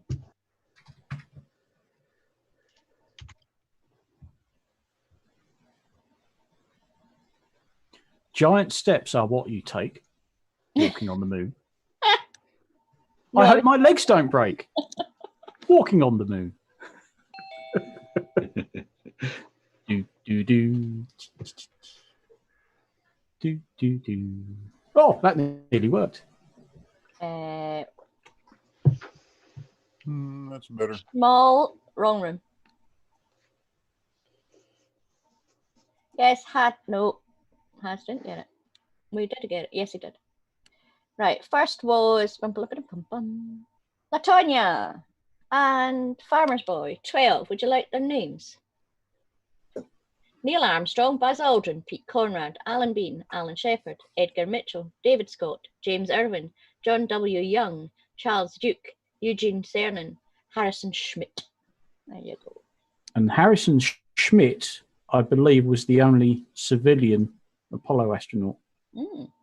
He was, I think, he was a geologist, amongst other things. I think all of the other Apollo astronauts were ex-military in some way, shape, or form. Generally, pilots.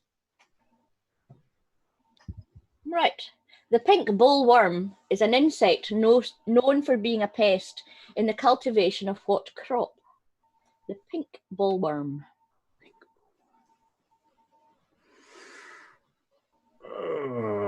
Not one I'm familiar with.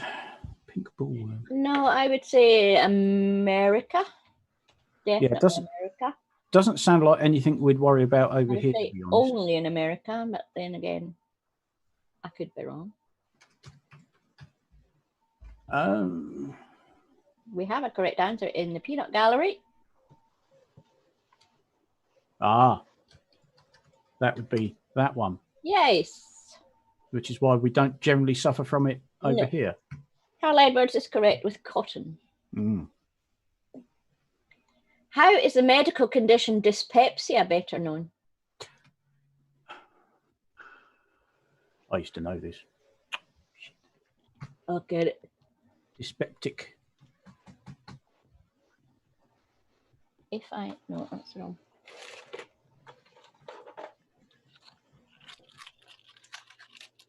Yep. Lack of Oh, Pepsi. I'm rustling my rainy packet here just to go through. Paul and Carl, heartburn or indigestion or upset stomach, I'm going to. How many teeth do humans normally grow in a lifetime? I need to put your teeth in. Grow in a lifetime. Grow in a lifetime.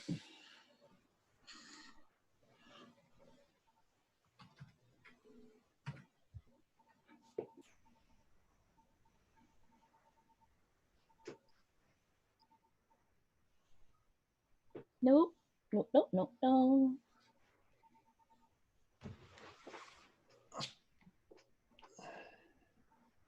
Nope.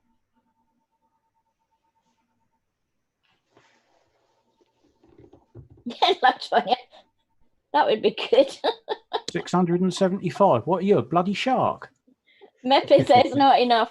Oh. yeah, Mippet would, yeah. Fair play to you. Latonia's a shark. Yeah, Latonia's a shark. Nobody's getting it. Okay, we get 32 adult teeth.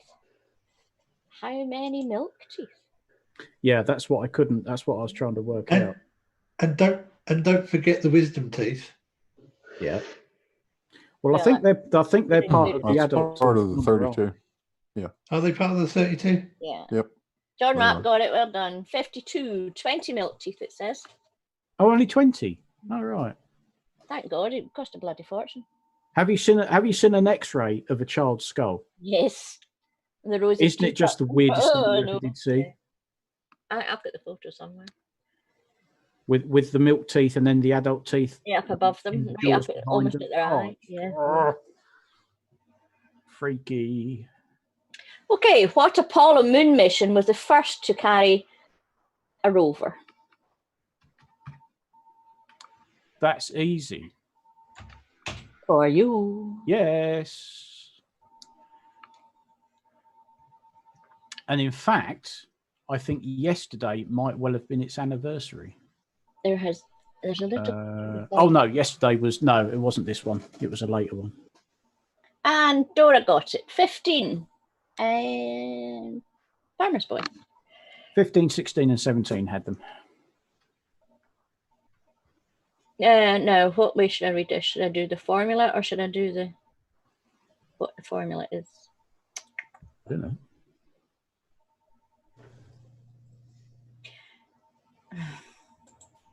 Depends how good you are at your formulas. I know Paul will be good at it.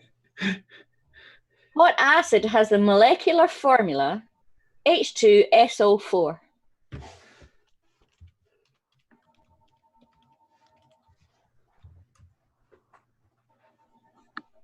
I'm no chemist.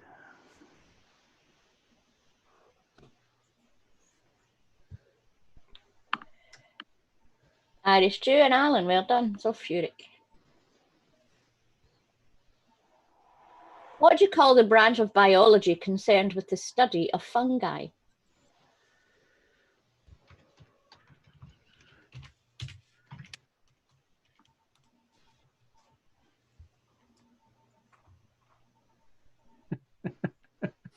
I like that blue.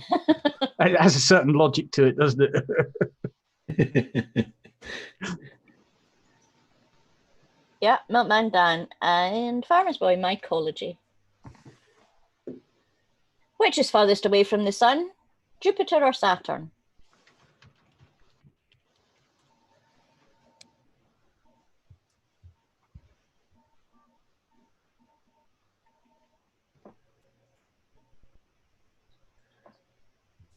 Yep, done Dora and Farmers. Saturn. What is the largest member of the weasel family? And it starts with a W.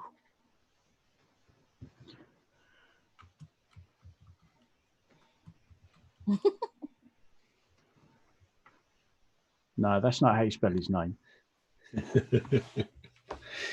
Well, I'm going to go with the obvious one then. Oh. The largest member of the weasel family is a weasel. Nope. You said it started with a W. Okay, another clue then. Oh, don't need to. Oh, no. John Rapp and Alan, well done. Wolverine. I was going to say that. Well, that was my second guess. No, that's a bloke with horrible sideburns and metal claws and shit. That would have been my other clue. Hit the next man. What organ is surgically removed in a cholecystectomy? In a what? Cholecystectomy. I think we've both had it, actually.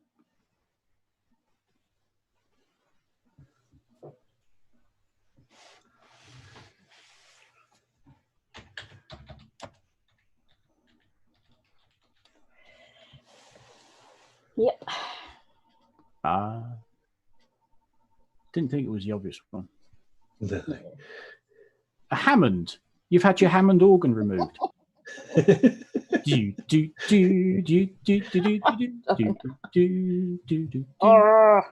I hate hitting the green thing with people's names.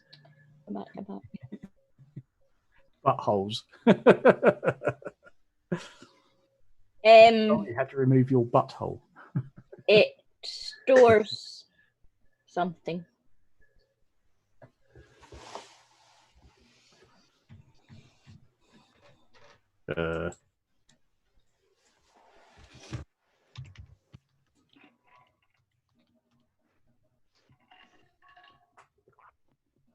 It stores bile. Dorsal fin. Scrotum. You'd be in serious trouble if you get your pancreas removed, I think. Okay, who's had their dorsal fin removed? Flipper? What's that, Flipper? It hurts? Yes, it would. Yes, well done, Hats. It's the gallbladder. Who is credited with the invention of the hovercraft? Oh, what's his bloody name? I can picture the photo of him with the hairdryer and the baked bean tin and... Oh. Scheiße. Last name will be fine. I just can't remember what his bloody name is. I picture him. That guy, indeed. Yeah, it's that guy. It's him. No, not him, the other one. Oh. We have an Egypt in the chat. Yeah, we do. Seems harmless enough. Yeah. Sir No, Hover. I can't remember his name. Floaty McFloatface. Face. His second name you could equate with Crocodile.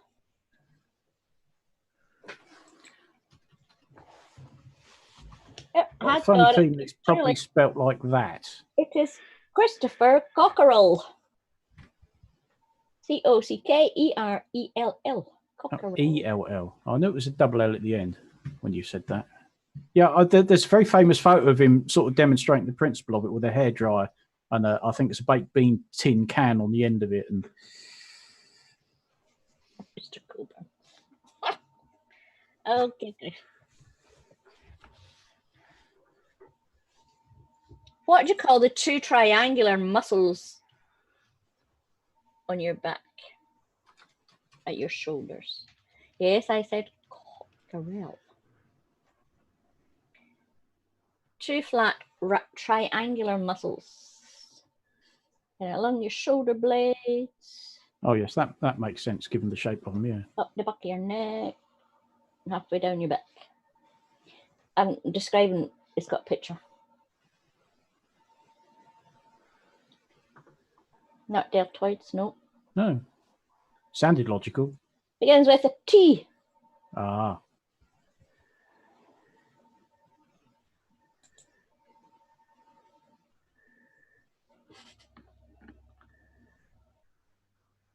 Yep, John Rabb got it.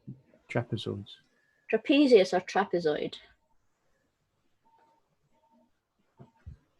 What shape has interior angles adding up to 720?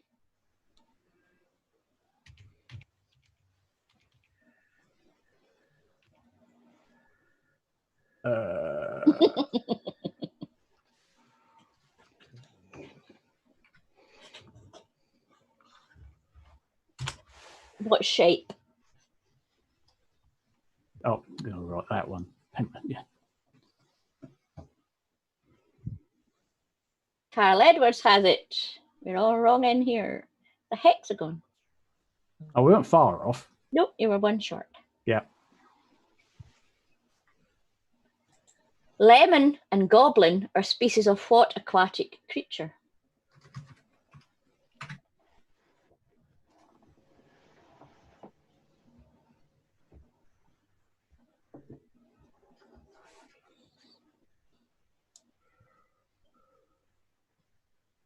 Yep, Carolyn Farmers. It's a shark. The second one particularly is a very bizarre looking creature. It's got two left, Terry, so that's probably working out about right. Who performed 3 orbits of the Earth in the Friendship 7 spacecraft?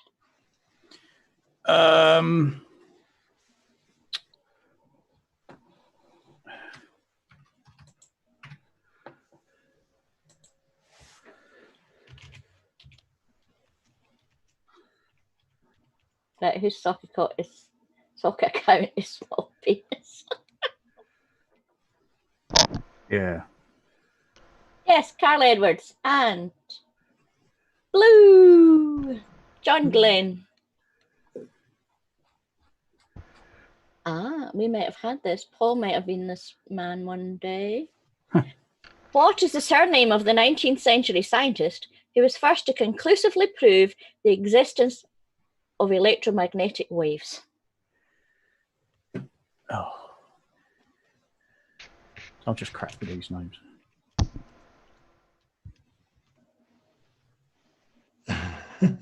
Yeah, I was thinking of that bloke too, Paul.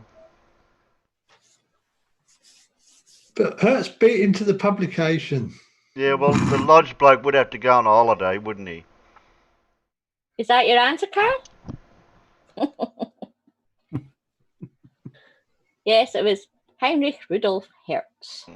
And that's me done. Okay. Thank you. I think it was a toss-up between Farmer and Carl, wasn't it? Yep, I think so. Well, I got 20. Carl, were you keeping score?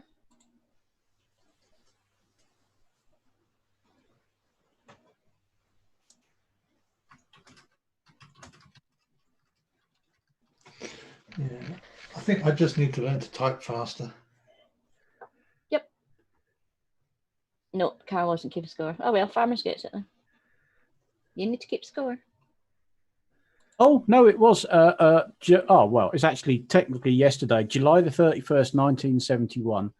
Apollo 15 astronauts drove on the moon for the first time. So, and no doubt this day, August the 1st in 1971, I think they were still driving the first lunar rover. There you go. Yes, because they left the moon surface on August the 2nd. So on this day in 1971, there would have been two astronauts terror-assing around on the moon surface on their little electric buggy. Professor Pineapple says Carl got 21. Whatever. It's a draw then. There you go.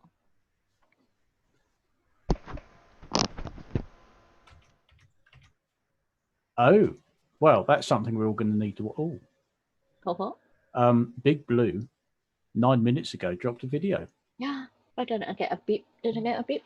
And it's going to be. Oh, I did. Spurs versus Rocket. Yeah, I have it here. Good. I'll put it on the list. I shall just have to remember to go and watch it again later, so that Blue gets all the views. And Well, he's already got 59. Do it? What, already? Yeah, I got 59 here. Christ, I only went up 10 minutes ago. And Creaky just put one up as well. Got one comment. But it's not a real, it's just a, yeah, okay. Oh, Me yeah. First, yeah, it's one of those me first things. Oh, yeah. Yeah, 61 I always views. get those. Yeah. Not bad for this time of the day. Nope. No. Oh, Farmer's Boy Irish Juice says August the 2nd, the first speeding ticket in space. Well, yeah.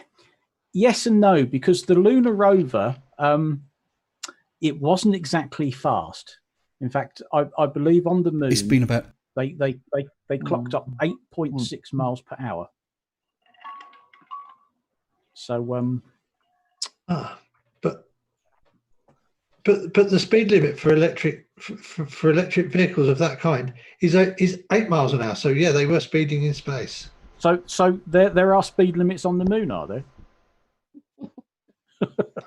Well, and no doubt gangs of vicious keep left signs. Well, on the moon, wouldn't speed be relative to what? I don't know. No, well, no. Speed on the moon would be just the same as it is here, because it's only a function of distance and time. And the lack of atmosphere or the reduction in gravity won't alter any of that. What they had to be careful about was it bouncing and things like that. But really, farmers, aren't you forgetting about the 11 vectors? No, I'm not. How many vectors? I think we find there's one.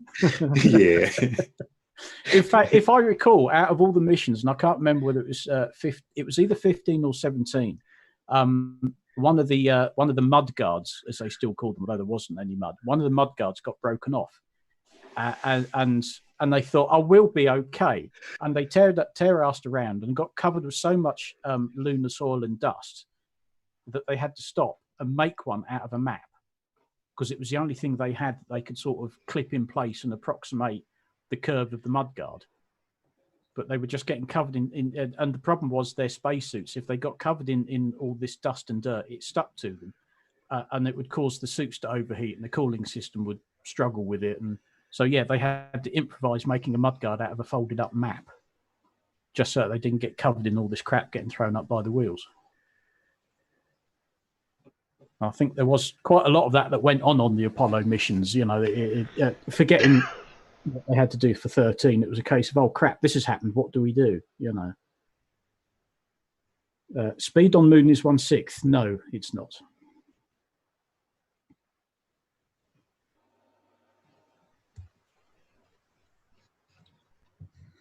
And it was actually quite a nimble little thing, because it was 4-wheel drive, 4-wheel steering, because it had 4 electric motors. Clever little bit of kit.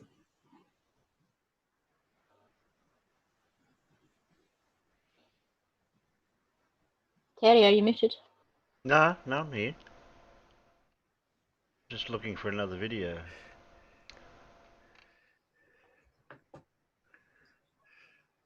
Yeah, John Rapp, I can't remember. Montreal used to have a list, because we used to ask him this. We used to say, what are the 11 vectors? And he'd sort of, hang on a minute, I've got it written down here somewhere. And he'd dig it up and read it out. I can't remember what they all are. But if you start from the initial point would be the rotation of Earth on its axis, and then go out from there. So, you know, the Earth's rotating, the Earth's going around. One of the places the sun's, the solar system's moving, the galaxy's moving, blah, blah, blah, blah, blah. And somehow he got it to 11, and I can't remember what they were.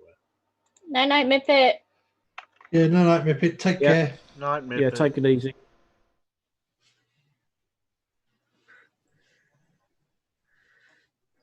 But he shows just his ignorance. God, he's good at that. He shows his ignorance of vectors, because all of these vectors can be reduced down to 1.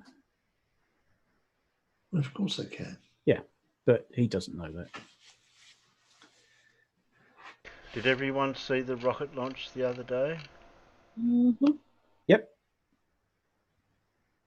I think the Ariane yesterday was cancelled, wasn't it? Apparently so. Yeah, I haven't watched the video to see what it was, but I did. I think somebody put in the side chat last night that for whatever reason it didn't go.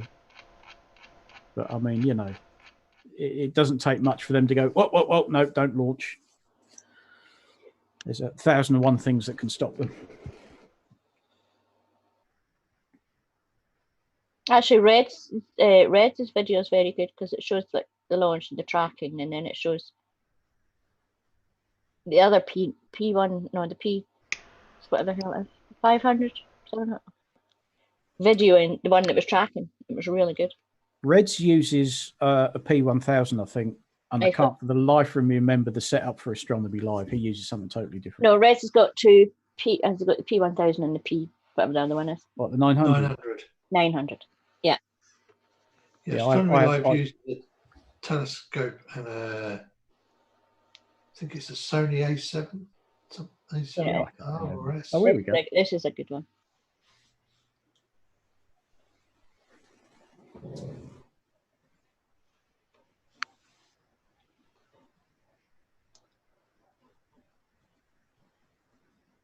What's the hand of By the life me, I can't remember a P900.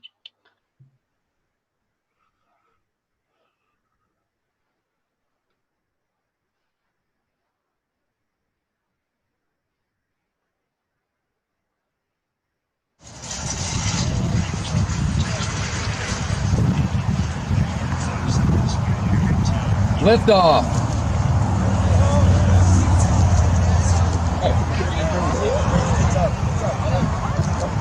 Oh yeah, because that's right. He does things like he has one just for the wheels, and then at the same time his other cameras actually. Yeah, and then it shows you actual track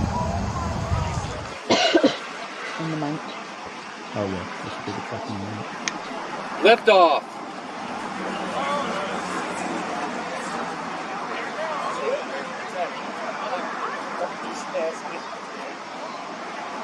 Yeah, that bumps over pretty quick, doesn't it?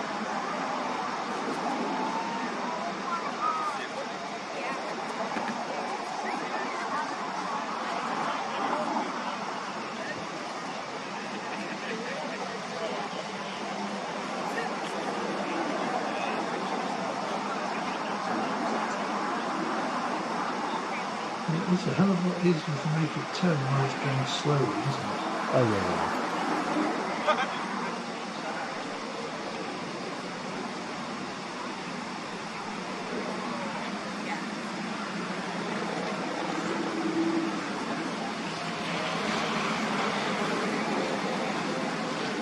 And Destroying Me Live did actually try to track it. The module. Oh right. Yesterday morning, they were telling us. Yeah, he got it, but it's just a wee dot. But you can see it moving. Quite cool. Well, it's like my ISS tracker app keeps telling me where these the little satellites are coming over, but they're so bloody small. You just the Starlinks keep telling me when the Starlinks. There's the sound.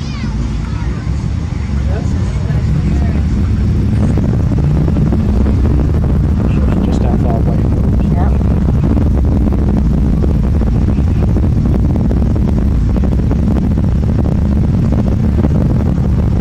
Don't know why that comment was held for review. Parabolic Separation of the solid rocket boosters.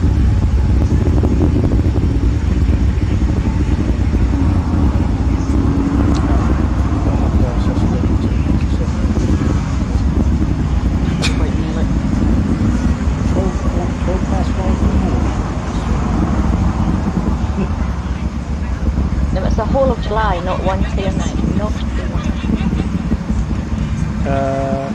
we had a sighting the other night, so I think about it's a bloody comet I want to see. I'll be gone shortly. I think I have to go out and really see that. It's going to be amazing. Yeah, it's pretty, isn't it? Kept raining. What are they pushing off from though? Themselves. Launched into space more times. Space is sucking it out. That's right, space is sucking it out, yeah. If your name's Brian. Come on, man. Clouds in the road. Yeah, he's going to finish his round a bit. Just up to them. I know, Dora, it's pathetic.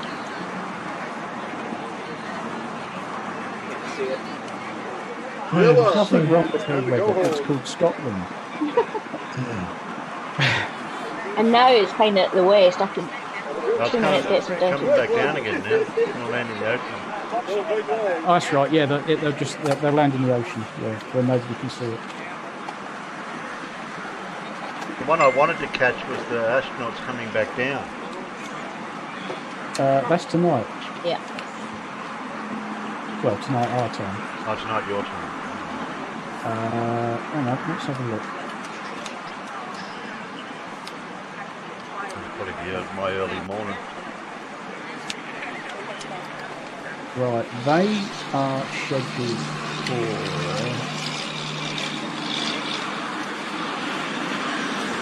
Right, the whole thing starts at 5:15 p.m. Eastern Daily, which makes it about 1:15 midnight. But I still got it.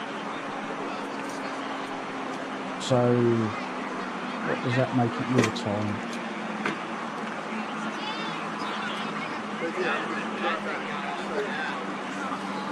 Yep, that's it. Okay. Yeah, I lost it when it went into the clouds. Boy. Actually, you'll probably be able to watch it. On for you. Lift off.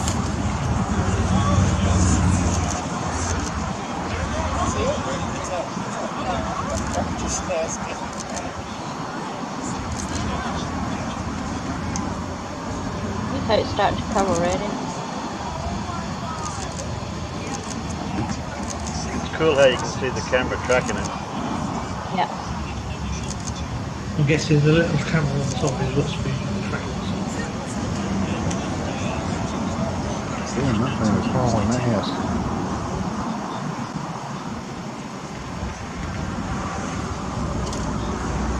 Look forward to see if the camera goes down at all.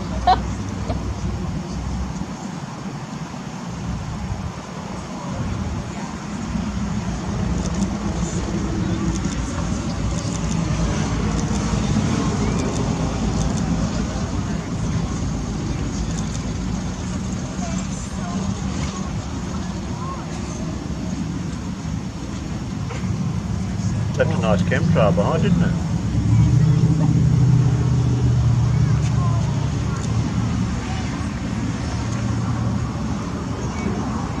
How does their tracking system work? Astronomy Live wrote it as far as I know. There's the sound. Yeah, I believe it basically just uses that camera that's on the top and tracks the position of the desired item frame to frame. So if the rocket moves to the left, it counts. Separation of the solid rocket boosters.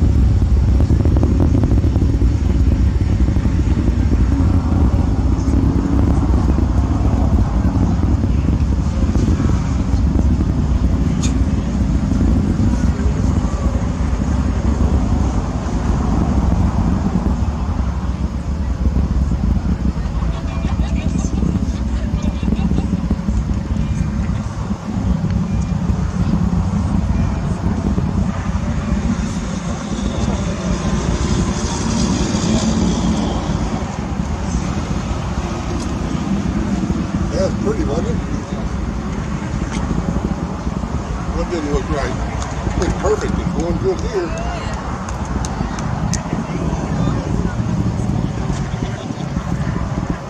No, there's only one piece. I'm sitting here watching it. Yeah, Blue Doris got the specs on the side channel. No, it's just some clouds or something like that or something. Because you can still hear it going. Still hear under it. It's working great. Later.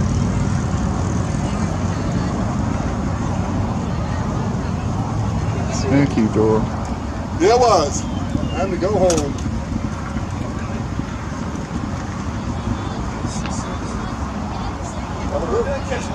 Quick, wasn't it? Don't take long. Yeah, that's what John said. Yeah, see what Dora said.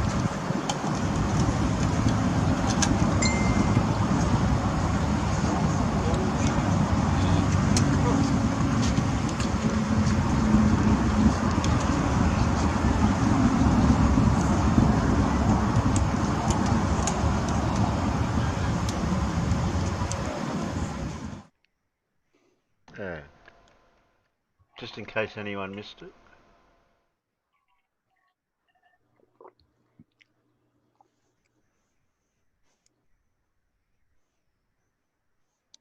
Cool stuff. Yeah. Yeah, I watched it on the. We watched it on a multiple feeds, so that was good too. Yep.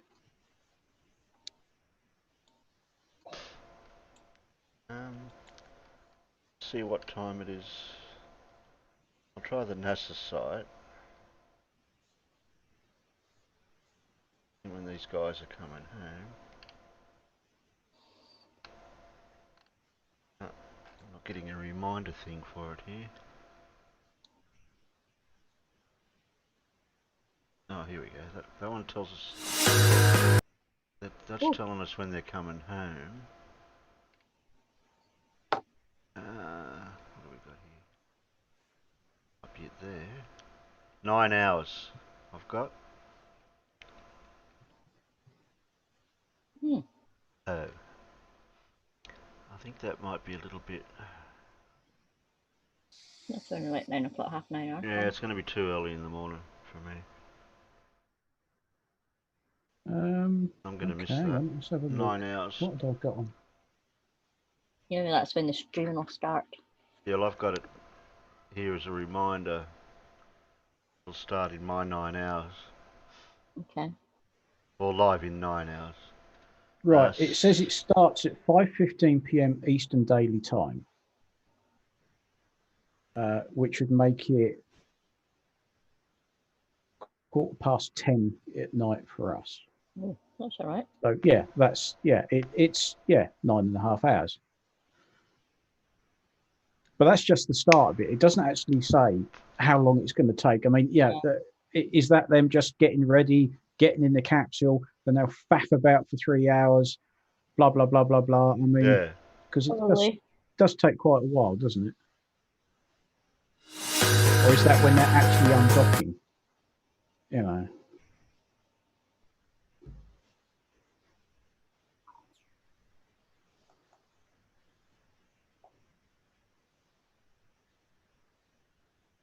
Yeah, 5:15 is when their departure begins. So we're going to see them get into the module and everything. That's Don't know. I don't know how drawn out it's going to be. Hope they show all that, because that'd be cool. Yeah. Oh, well, I've got that set anyway, but I'm going to miss out on it. I raked up 3 videos. Ah, here we go. Getting somewhere. Right, splashdown is predicted to be 2:42 p.m. Eastern Daily Time on Sunday. Which for us will be, add 5 hours to that, about 7:45 in the evening. All right. I might be home in time. I should be home in time.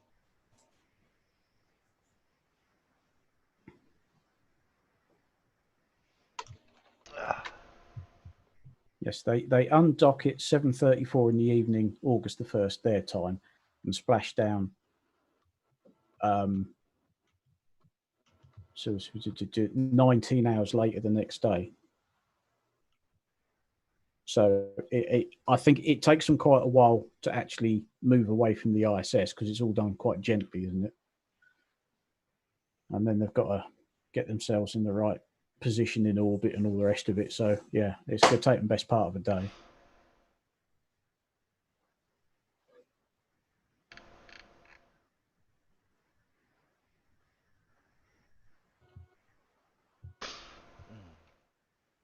Got here. Oh, I missed out on that one. I've got time for 3 videos.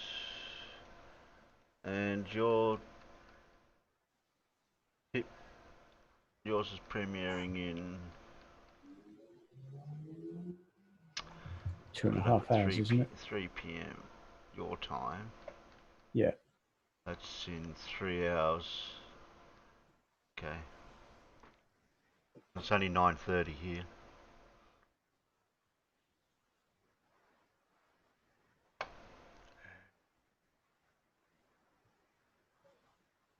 We've got Mr. Sensible's Age project. I've got an Australian flat earther debunks himself, and I've got a Spurs versus the Rocket.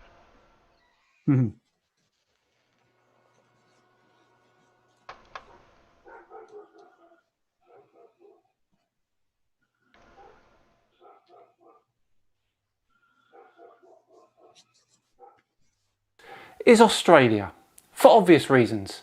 There's no Northern Hemisphere chauvinism from them, and they realise that not being able to see Polaris is kind of a clue.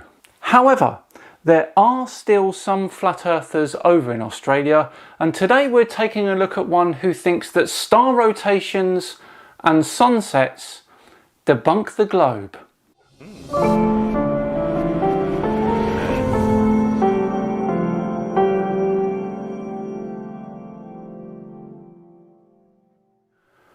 Hello all and welcome along to another episode of Flat Earth Friday with me, Simon Dan. Thank you very much for joining me. Yes, Mitchell from Australia is a YouTuber flat earther that thinks that us globers are going to regret ever saying that star rotation and sunsets prove the Earth's spin.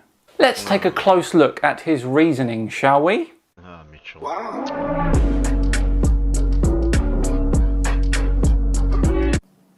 Okay, to start with, Mitchell wants us to take him seriously, but even though he's got the knowledge to capitalise the country he lives in, he doesn't seem it necessary to put a capital letter at the start of his name. I'm Mitchell from Australia, and being from Australia, I get called the dumbest of the dumb flat earthers. This is because the globers say that southern star rotation debunks the flat earth. But this argument is going to be your downfall, globe believers. Oh, is it now? Is it really? Well, please do enlighten us, Mitchell. Because on your model, stars aren't actually rotating, are they? It's the Earth rotating underneath the stars. And you asserting that you're on that rotating Earth, looking up at the stars, making the stars appear to be rotating, not actually rotating. Yep, that's the general gist of it. Just like this demonstration of a drone leaving the rotating reference frame of a roundabout. From the rotating reference frame, it appears that the drone is deviating. But as we can see, the drone just goes up and hovers. It doesn't go anywhere. This is an apparent deviation. Okay, we get your point. The scale is slightly off, but hey, well done. And this is what globers will tell you is happening when you see stars rotating in the sky. But what this also demonstrates is what we observe from the inertial reference frame while looking at another thing in the inertial reference frame. This drone is in the inertial reference frame, and the camera looking at the drone and the roundabout is also in the inertial reference frame. So as you can see, when viewing something else in the inertial reference frame from the inertial reference frame, the drone is no longer appearing to move. Yes, but how does all this prove that we don't rotate? So let's take another look at the stars, and this time we're going to leave the asserted rotating reference frame of the Earth and enter the inertial reference frame above the Earth. These stars are already in the inertial reference frame. So when we view from the drone entering the inertial reference frame, the stars should not move. Just like when we see the drone in the inertial reference frame. It does not move. God. But we still see the stars moving. Because you're not in the inertial reference frame, you idiot. How do I... Only joking, Mitchell. Your drone remains in the rotating reference frame. It does not move into the inertial reference frame, as you say. If your drone is hovering over a particular spot on Earth, then it remains in rotation with the Earth, doesn't it? Come on, Mitchell. Have you realised the implication of this, globers? The stars are the things that are actually moving, not the Earth underneath it. The thing is, Mitchell, you're always going to see star trails. Check out this picture from the ISS. Absolutely awesome. And look, star trails. The stationary points in this image are not the North or South Pole, just arbitrary points about the ISS's axis of rotation. If it were actually Earth rotation, making the stars appear to rotate, then when we leave the spinning Earth, we wouldn't see this. The stars should stay still. But your little drone isn't leaving the spinning Earth, is it? But yet, they keep spinning. But this also applies to all celestial bodies, because you ballers assert that the sun sets and rises, also due to Earth rotation. So let's view the sun from the inertial reference frame. Same argument, same misunderstanding. The drone has left the rotating reference frame of the Earth, but yet the sun still appears to set. We go up again, and the sun sets again. This is not caused by Earth rotation, because the Earth is not actually rotating. Mitchell from Australia there, literally proving the curve by filming the sunset, moving up higher and watching it set again. Well done, Mitchell. Well done. It is the sun that is moving, and this observation absolutely demolishes Earth rotation. Mitchell, you're not the first genius with a drone to attempt to debunk the globe Earth, and you won't be the last. You are just a wonderful source of entertainment. This is going to be a hard one for you ballers to digest, because these are your arguments of star rotations and sunsets, debunking your own assertion of Earth spinning. This globe will never spin again.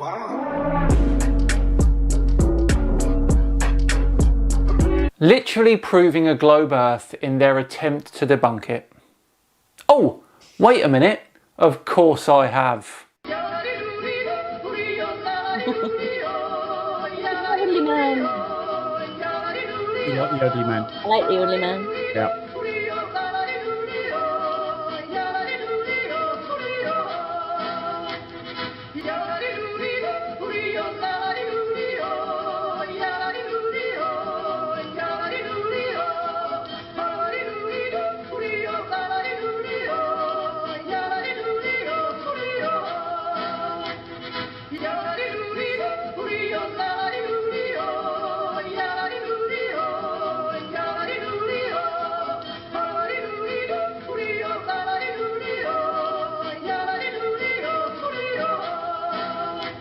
Well, there we go, another Flat Earth Friday done and dusted, and what a great one it was. Poor old Mitchell. He's going to have a very hard time swallowing that one.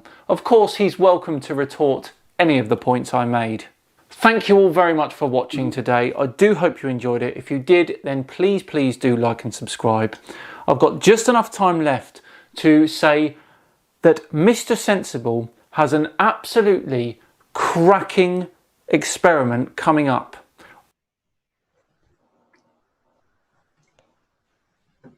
We're going to be watching that, so don't spoil it. Not saying nothing, not saying nothing. But it doesn't pronounce it correctly.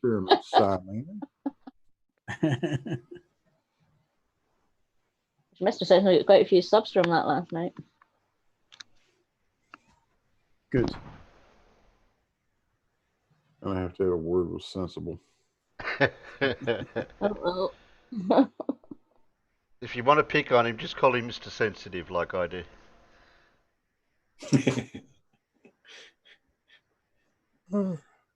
Clearly, he's figured out how to pay off Simon, and I haven't got around to it yet.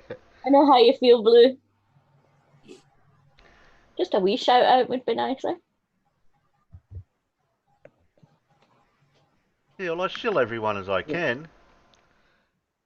Well, yeah. You're not Simon Dan. I think it's Yeah, up I to know. 60,000 or something now. Hmm? I think his sub count went up to 60,000. Who? 60? Simon Dan. Or is it 60. Yeah. Maybe 360. Yeah, hang on. Oh, shit. That didn't right when I said it. Didn't sound right when I said it.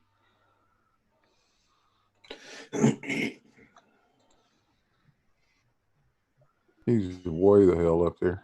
Yeah. 300, 400, I don't know. That video that he put up yesterday, I was sat at the laptop as it came up, and it said, "Oh, this posted 9 minutes ago," and it got over 2,500 views. 367 is up to. Yeah, 367,000. Yeah, it is quite something when you think, oh, Simon Dan's put a new video up. Oh, I'm going to be one of the. Oh, maybe No, not. you're not. There's 2,500 views. There's already over 100 comments. It's like, okay, fair enough.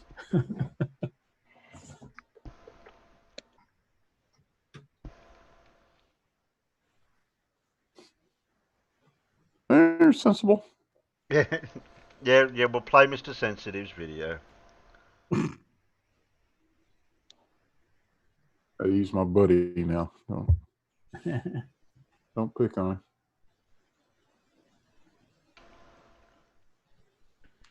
How many subs has he got? Bob came on last night, but he was in the car.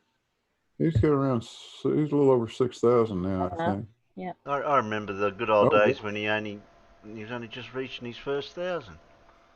Oh, look at that! He picked up a big kick. He's got 60. He's past me.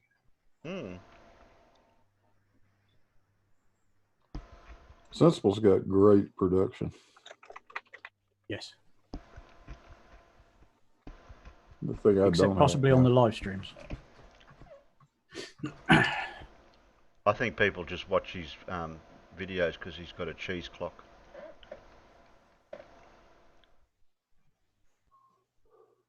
It's been about 2 or 3 months since I first mentioned that I had a secret project in the pipeline.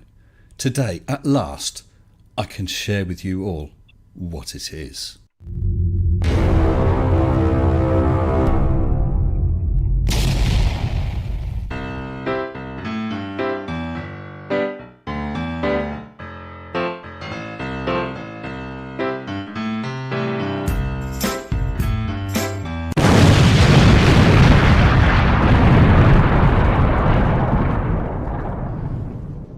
There you go. The project is Mage. What do you mean, what's Mage? Well, a mage is a magician or a learned person. Before we go into the acronym, I'd like to take you through some of my thought processes. Flat earthers are always demanding a certain evidence. I think we'll let Mr. Generic Flat Earther tell us what that is.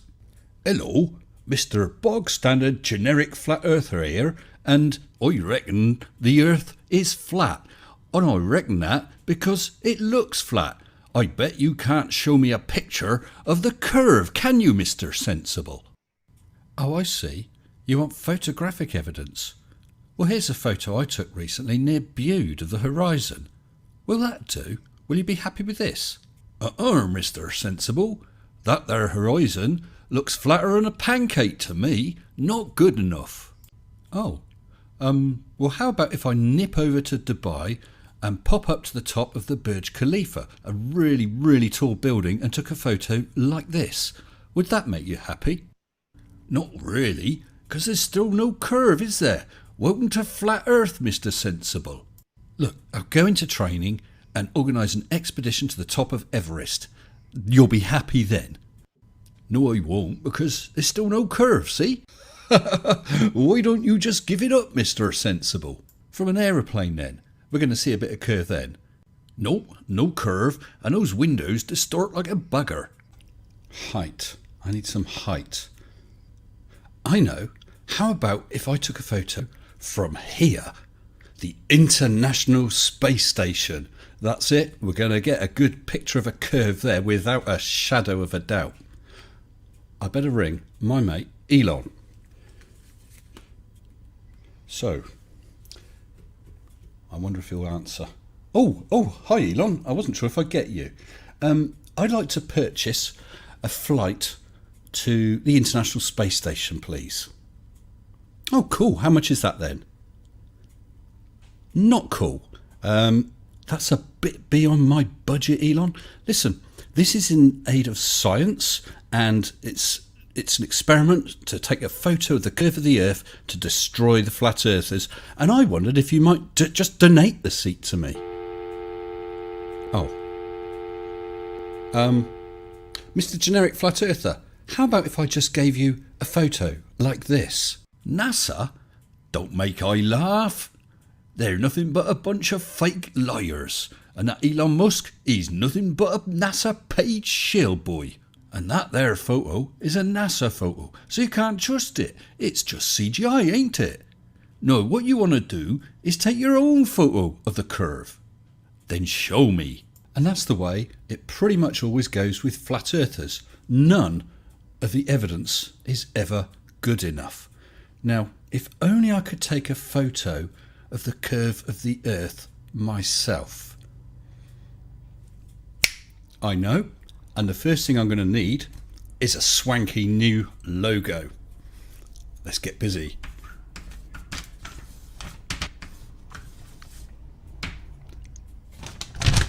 Perfect. Perfect. Ladies and gentlemen, I present to you Mage. The mission above globe Earth. Oh, what a disappointing logo. Osvaldo Greco, can you work your magic, please?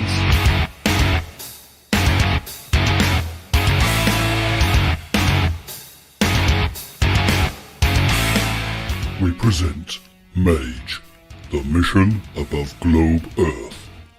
Arnold, Mr. Sensible, some cheese. That's right, I, Mr. Sensible, am going to attempt to photograph the curve of the horizon from the edge of space. Commercial aircraft fly between 31,000 and 38,000 feet. That's about 6 to 7 miles high. We're aiming for 30 kilometres. That is 18.5 miles high, 98,000 feet. This mission is not without risk. It's highly technical. Lots could go wrong. We could lose everything. There's also the issue of lens distortion. But I have a plan for that. This is not a cheap mission either. It would not be happening without the support of those who have super chatted, without the support of my members, and without the support of my wonderful patrons. Massive thanks to all my patrons, including new patrons Irish Dublin, Bob Yake, Kiri Mack and Brainery, and my latest patrons Paul Howarth and Leo Banks. Thank you all so very, very much. Thank you everybody for your continuing kind support. I'm now going to give you a quick breakdown of how this mission is going to work, followed by a timeline of what's going to happen and when. During my research for this mission, I came across a guy with lots of experience of this sort of thing, and he very kindly offered his help and assistance. He wishes to remain anonymous, so I shall refer to him as Q. QAnon. So please note, any technical errors in any of my videos are down to me and not Q. So welcome to Mage, mission above globe Earth. What we'll be sending up is a payload. That payload is any instrumentation or other items that are going to be lifted. In our case, it will be an action camera similar to a GoPro that does not have a wide angle lens. Additionally, there'll be a second camera that does have a wide angle lens to enable us to also have a great view.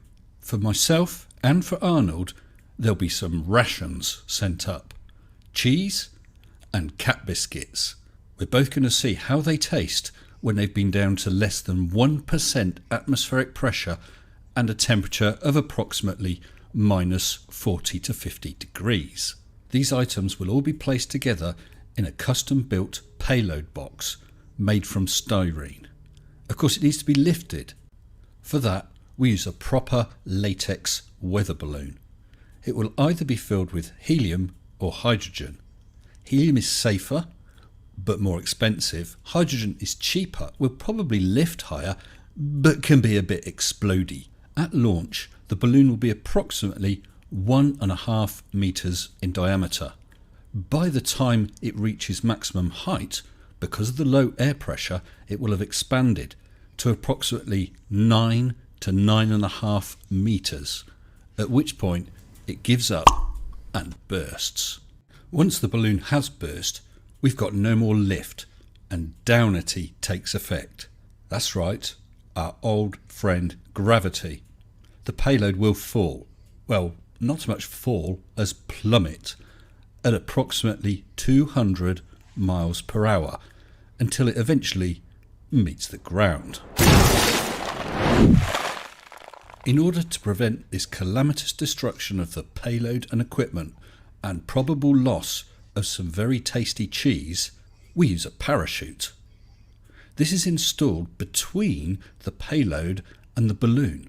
On the way up, the parachute is little more than extra weight, but once that balloon has burst, the parachute will open, eventually slowing the payload from 200 miles an hour to a stately 11 miles an hour. Yay! And a gentle landing. The next problem is retrieving our payload. The flight upwards is approximately 1 hour and 3/4 to 2 hours.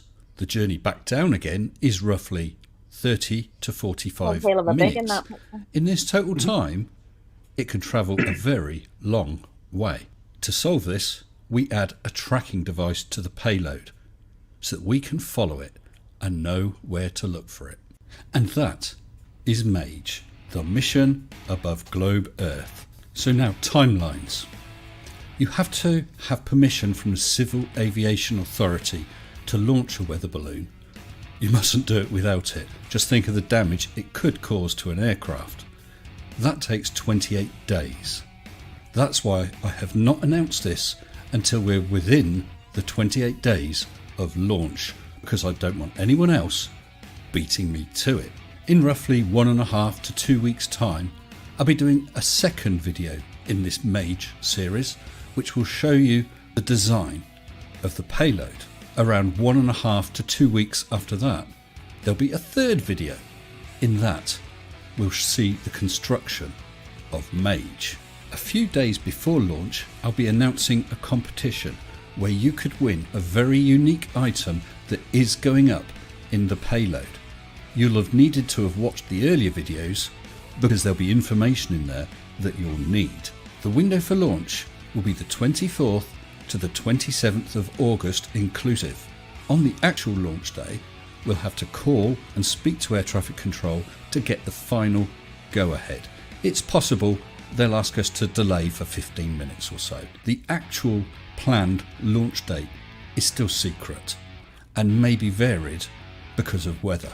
However, as soon as the flight has completed, I will be sure to let you all know. During the few days following flight day, I shall put together a video showing highlights of the flight and the results of the experiment. This will be immediately followed by a live stream where we can discuss the whole project, and the winner of the competition will be announced. And finally, a few days later, 2 further videos will be released, each of which will be the full flight from launch through to landing, one using wide-angle lens and the other using a narrow-angle lens. This is just for those who want to enjoy the full flight. Again, thank you everybody for your continued support, and I hope that you're as excited about this project as I am. It's just way cool. So if you're not already a subscriber, and why not, make sure you subscribe now and hit that notification bell. You'll then be informed when there are further videos in the Mission Above Globe Earth series. So thank you very much, and stay sensible. Shut up and sit down.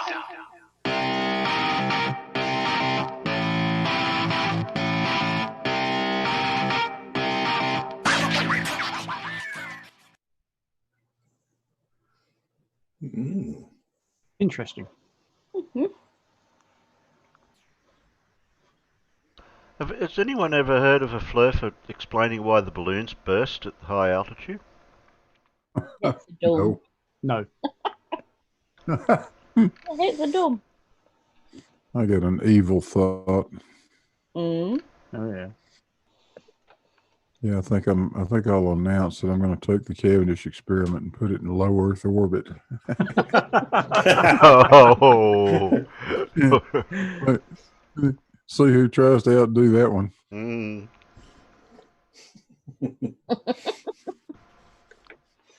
I can hear the questions already, Blue.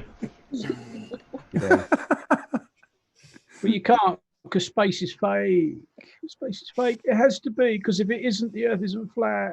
No, how are you going to keep it level? Well, put it in a container. Is it level or is it horizontal? What's it perpendicular to? And all that jazz. Dora, I know why I wasn't asking. That was saying the flurfers. But Dora, it warms up before it bursts. Mm. That's actually the funny part. It'll hit temperatures at the 60,000 foot level of maybe negative 70 degrees Fahrenheit. By the time it gets to the altitude where it actually bursts, that's way up at 120,000, and the temperature is up at has climbed back up to about 0 degrees Fahrenheit. Really weird. Yeah. Yeah. Well, it's to do with the molecules of the oxygen that gets heated by the sun, isn't it? Something to do with that. Yeah. Don't ask me to explain it technically.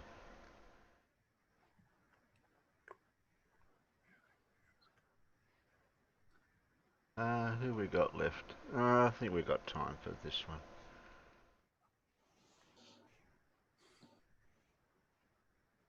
It's just the subject. Ooh, this this is gonna hurt. Fun. This is going to hurt. It's going to be painful, folks. Yeah. Yeah. I'm about 4 feet away from the monitor. Yeah, Carry on. I've already watched Spur's video 3 times. What would be better is if you put on your headset and walk to the next room, or... I can't, I'm wired in. Same here. My cable's not that long. Oh, your cable's not that long. Wired in. So basically, just move away from the monitor. Oh wait, I can't reach. Hang on. Let me grab my cup of tea first. Right. Okay. Just move as far as away as your leads will let you, or if you've got a cordless headset, just go to the next room. Hang on. Careful, farmers, you might end up spitting that tea. Okay, I've put the tea down. Yeah, don't have a cup of tea in your hand. Don't have any sharp objects in your hand. I'm now over at the other corner of the room. Alright, and you're not near any sharp objects? Oh, bugger, hang on. Let me move back again. This is silly. Look, I'm surrounded by large blunt objects, sharp objects. Shit. Or anything of any mass that you could throw at your monitor? Yeah, some of these books are quite chunky, yeah. Oh dear. It's okay. I'm almost immune to it as I've watched it. 3 times I think. So. All right. I think I've got an idea where this is going to go because I think I remember hearing about all this crap from him once before. Oh well, here we go. Yeah.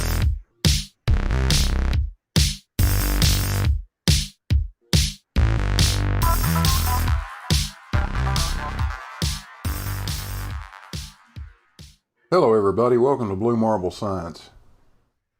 First, Chemo, who has a channel he calls Under No Pressure, is going to explain to us why rockets can't work.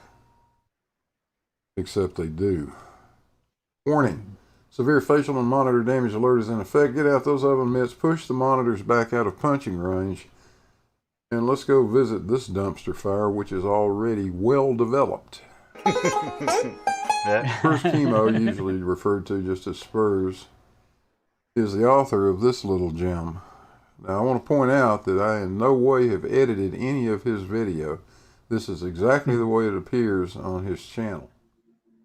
Let's give a listen, shall we? With all the signing. Newton's third law. For every reaction, there is an equal and opposite reaction. General movement requires an object to push off another, such as when we walk, the foot pushes off the ground. When you throw a ball, your hand pushes the ball and the ball pushes your hand. The oar pushes the water, which in turn pushes the oar, and thus the boat.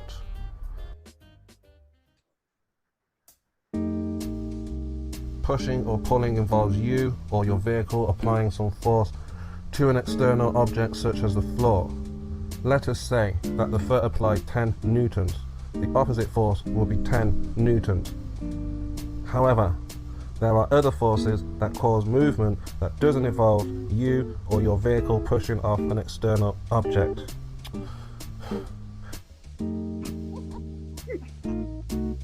Some examples are as follows. Buoyancy and the density gradient force.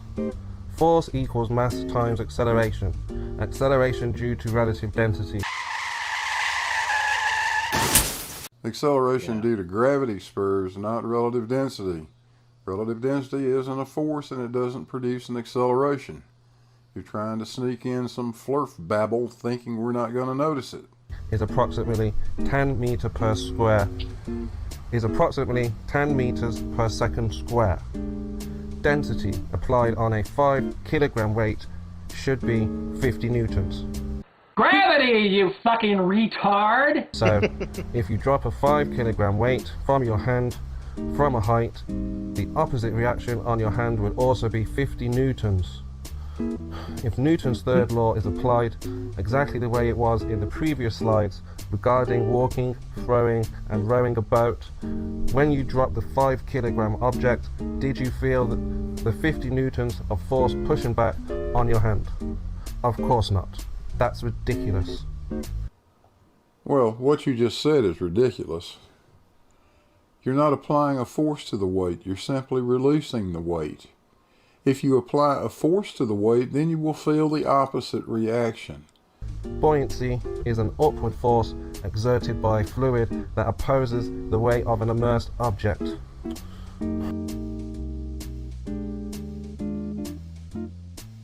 The following equation states the buoyant force is equal to density times gravitational acceleration times the volume of fluid displaced.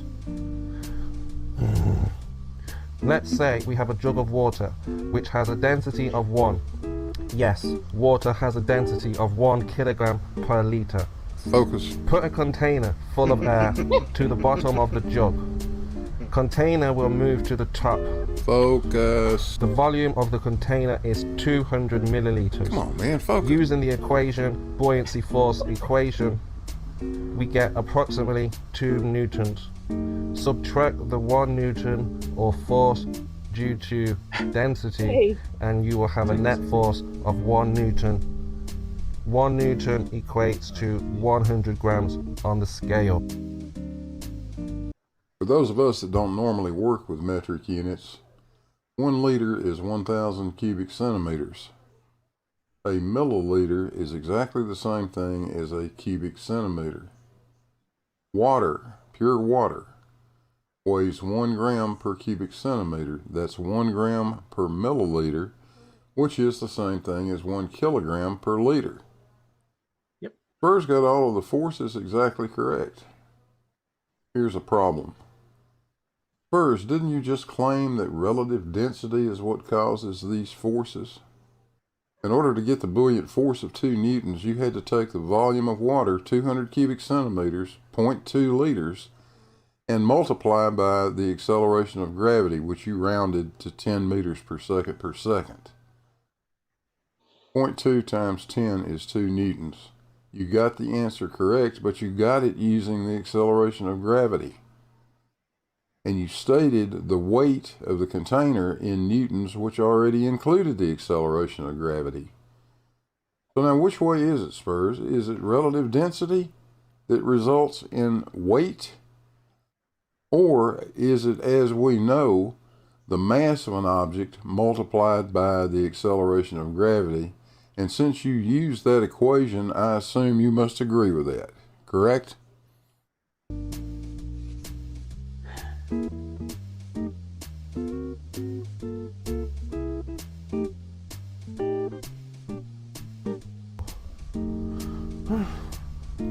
Obviously, there has no opposite. Focus. Obviously, there was no opposite force applied on the scale when the object was released. Of course not, Cletus. The buoyant force was acting on the object before, during, and after the time it was released. Simply releasing it didn't produce an additional force. Likewise, a hot air balloon wouldn't move upwards if the buoyancy force caused an equal and opposite reaction downwards. You're starting to piss me off. A pressure gradient force is the force which results when there is a difference in pressure across a surface. The following is the equation to calculate the pressure gradient force based off difference in pressure and density. You got Travis focusing the damn camera? Yeah. The driving force for wind is the pressure gradient force. When pressure is different from one location to another, the difference in pressure exists. Now, if gas moves due to pressure gradient force calculated to be 10 newtons south, is there an opposite force applied of 10 newtons north? When the wind blows on the back of your head, did the air in the front of you push off your face when the air started to move away from you? Obviously not. Think about what you just said. Forces come in pairs.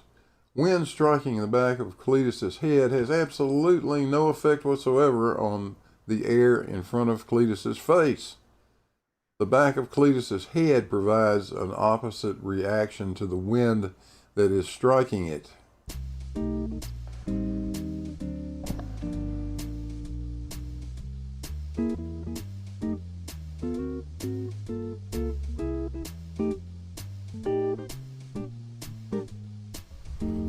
As you saw in the video, the pressure gradient force was strong enough to lift the container, but that force is not seen on the scale. To lift the container, the air movement must apply a force greater than 1 newton. However, this is not seen on the scale. You can see that the scale never read above 100 grams or more than 1 newton. What you just said is one of the most insanely idiotic things I have ever heard. Spurs, you seem to have suck and blow confused.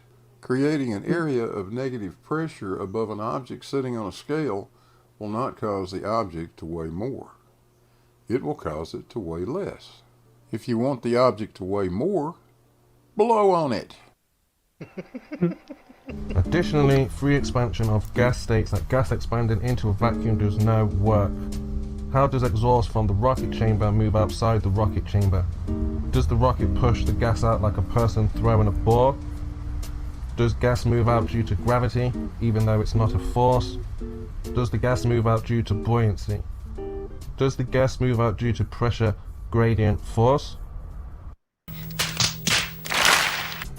According to MIT, a rocket in its simplest form is a chamber enclosing a gas under pressure. A small opening in one end of the chamber allows the escape of pressurized gas. Escape into low pressure sounds like pressure gradient force. The exhaust from the rocket chamber moves out of the rocket into the pressure gradient force. That's a jet engine, not a rocket engine. You know that, right? Yeah, I do.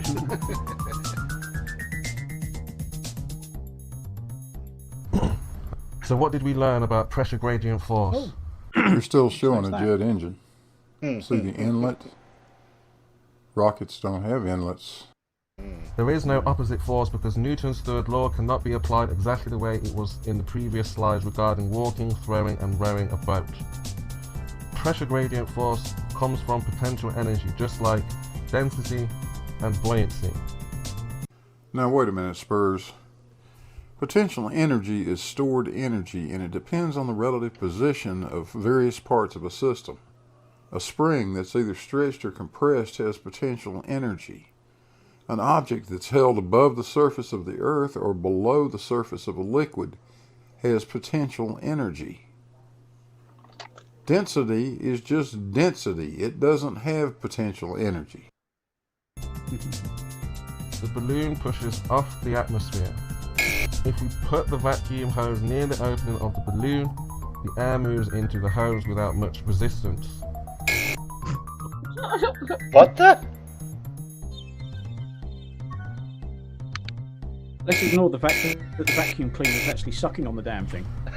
When the vacuum hose is placed behind the car away from the opening of the balloon, That's a the air crevice meeting nozzle. resistance of the atmosphere causes flux in both cases. The vacuum hose is behind the car to remove the illusion. But it won't be sucking so much that then. it slowed the car down. As you can see, the balloon can't begin to accelerate nearly as much as when the vacuum gauge was near the balloon open.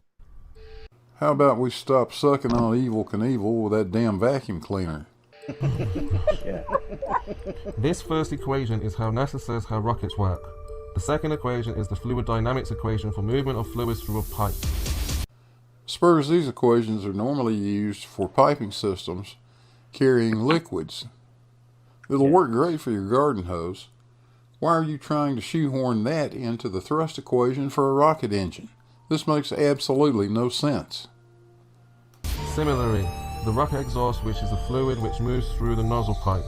Both equations have velocity, so let us substitute velocity in the NASA equation with what velocity equals in the fluid dynamics equation. Let's just toss in the velocity of a pregnant sea turtle while we're at it. This is the equation you get after substitution. Mass flow rate is equal to density times volumetric flow rate.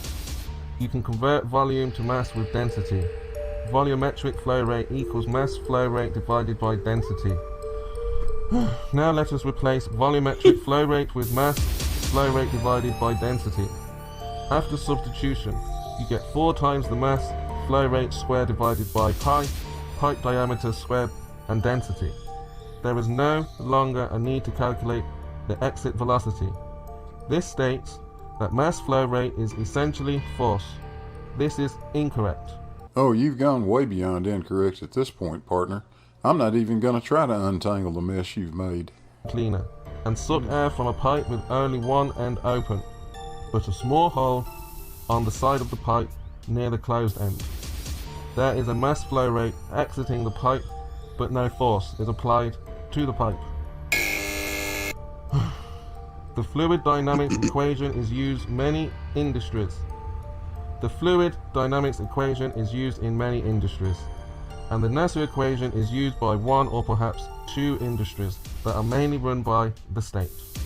So here, we are faced with a direct contradiction of what observation and experiment tells us. And while NASA and other institutions tell us, why do people believe NASA? Perhaps they are allegedly the most prominent scientific community and have no other choice. Why do they lie? Like most people, lies are told to collect money. NASA collects taxpayers' money. NASA, like college students, use his money tuition, which was obtained from the parents to party and perhaps buy the girlfriend a new phone, instead of using the money to pay for school. And it crashed. And as quickly as it began, it simply ended. Yeah. I'm speechless. Hey, thanks for watching. I hope you guys enjoyed it. I hope you survived it. Remember, kids, when we say how stupid can you be, that isn't a challenge, it's a question. Hey, don't forget to hit those little buttons down there. Click the little bell if you want notifications.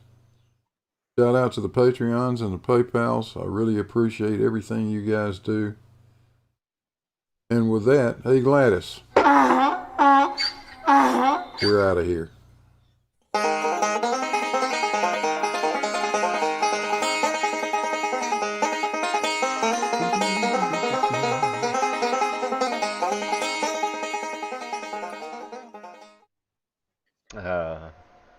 That was good, Blue.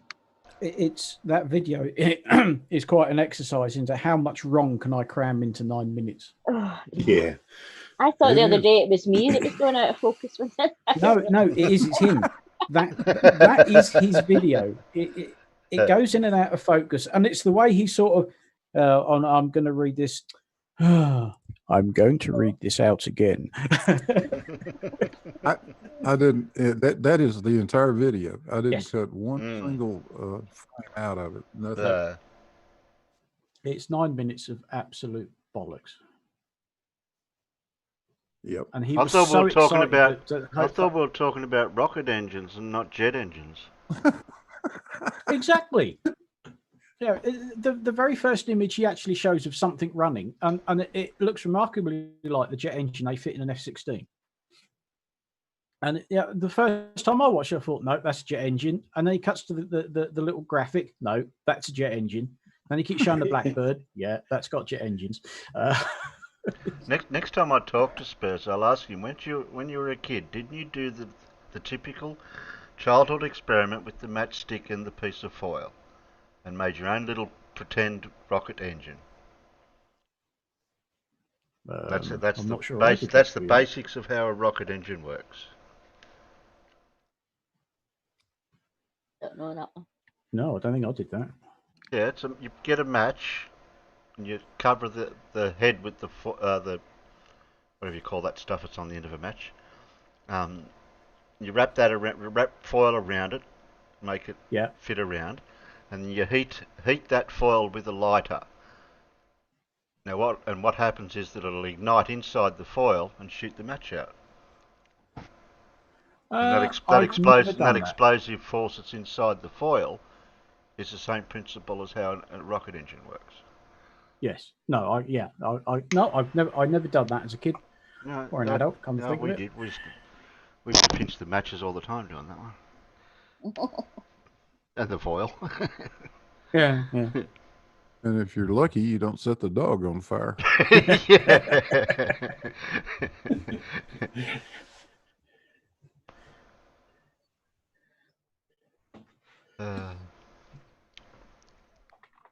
But yeah, he was insistent. That appeared in the Skype chat group, and he'd asked Jose if he could play it, and Jose said, "Oh, maybe tomorrow. I can't do it today." And he was so excited and so insistent about it. And I'd sort of said, "Oh, it'd be a load of crap." Then I went and watched it and thought, "Yeah, it really is a big steaming pile of crap."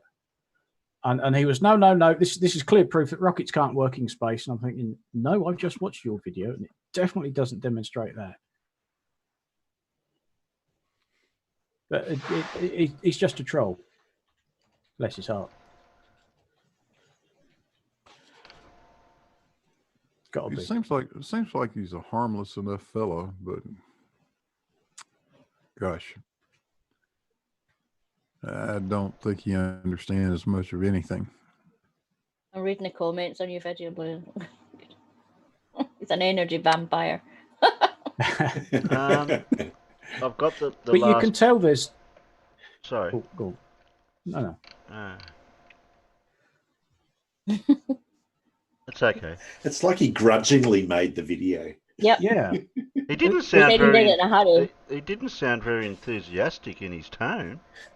Well, it was all the as he's reading out complicated bits, and you can tell when he's reading it, there is zero comprehension. He's just blindly reading stuff out. He hasn't got a clue what he's reading. Not a clue.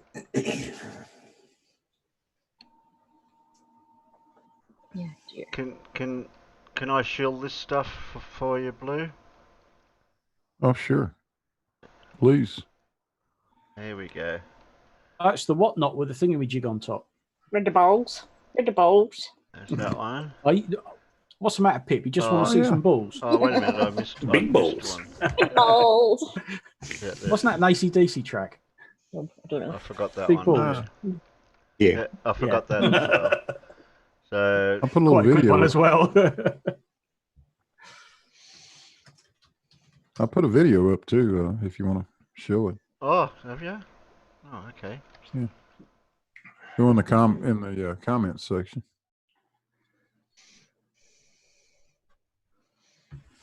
Where, over in Discord? No. Go to my channel. Oh, go to your channel. Okay. Go to my channel. Click the comments tab. Okay. Give me a minute.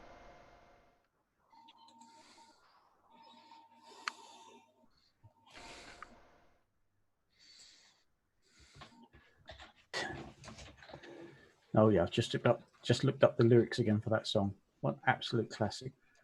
There's your channel. And where'd you say? You gotta scroll. Oh, in the comment. See where it says comments at the top? Oh. No, you're not at my channel. Click my icon. Oh, okay. Click there. Now go to community. I'm sorry, community. Yeah, click that. There, that top video. There you go. Ah.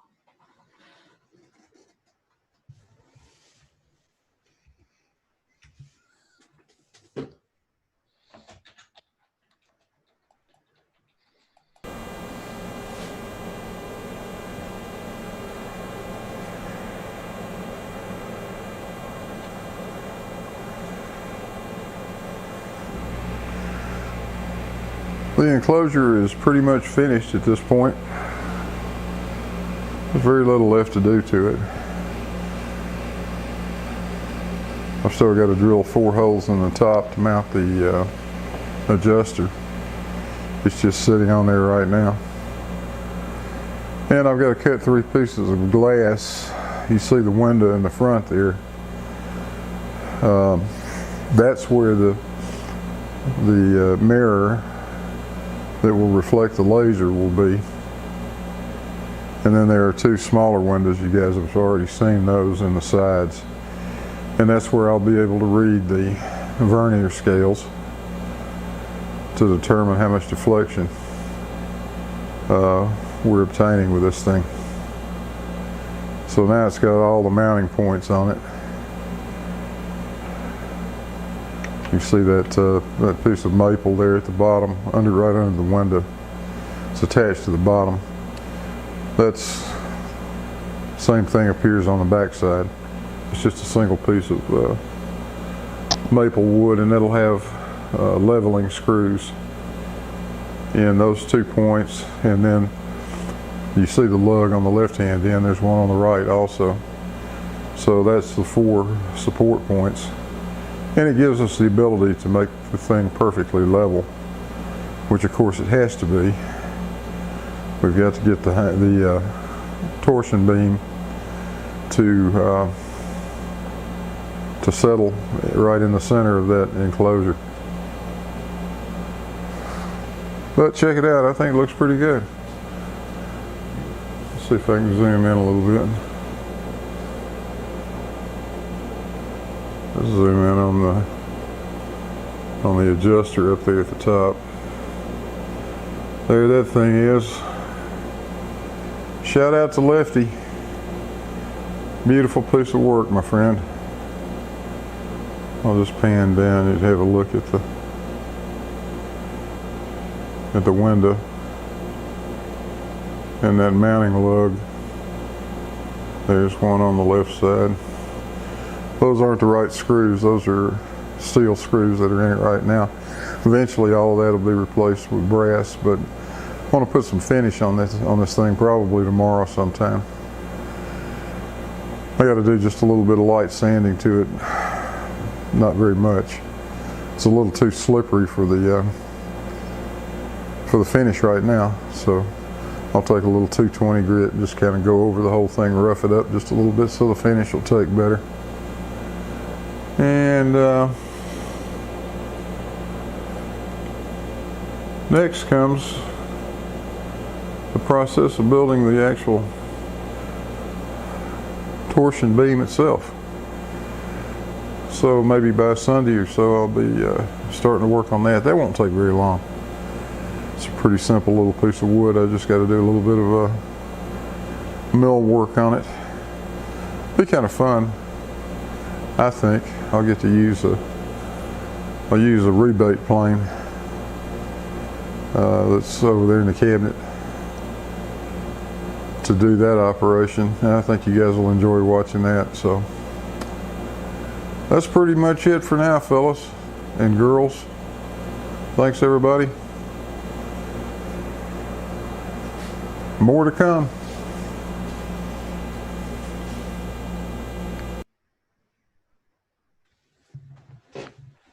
How's your balls coming, Blue?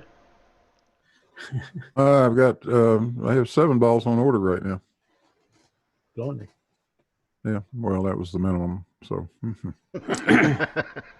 for the oh, you can't have too many. You can't have too many balls. Yeah, those are 28-ounce balls. That's okay. I don't know what I'll do with them, but well, with 7 of them, I can wade through there and pick out the 2 that are the closest matched. Fred Noah says you need a hobby, Blue. I need a hobby. You've got one, can't you see? Yeah, no joke.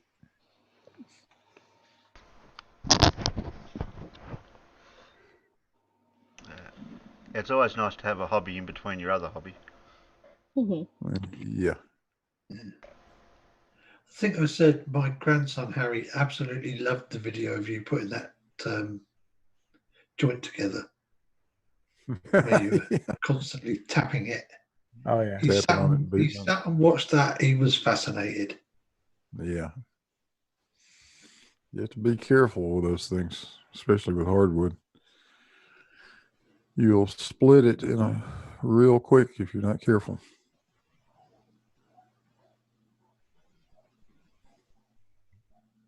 You said you might have something for me too, Alan. Terry, there's a mess. I have a. It's in the inside chat. Yeah. The Zoom chat.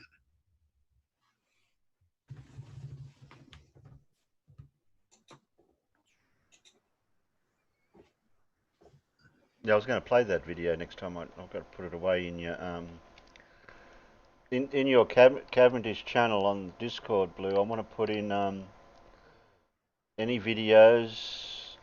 So I'll probably have to put that video in it we just watched, and the one where you're putting the dovetails together, what we were just talking about then. I forget which other. I thought there was another video somewhere or something. Oh, we'll find them. Try to have it all in one section there. Yeah.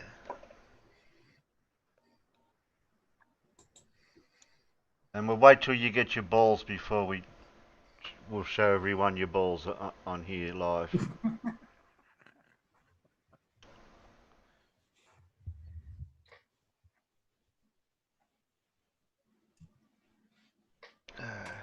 Ooh, I should check the status of my balls. I'm not sure where my balls are. Oh. I hope they don't get lost in transit. Ah.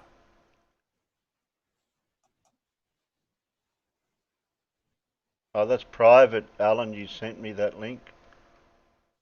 Oh, I thought it was.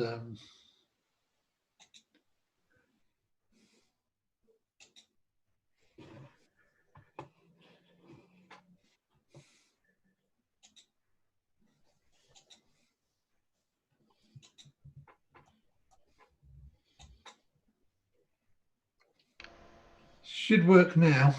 Okay. It's unlisted now. Okay. Yep, it's coming through. It's buffering. It's there. There we go. All ready to go.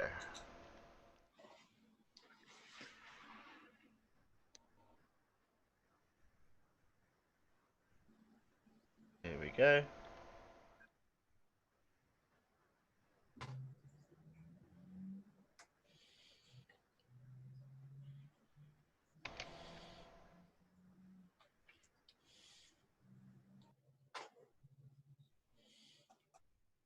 God, there's somewhere I haven't been in a dog's age.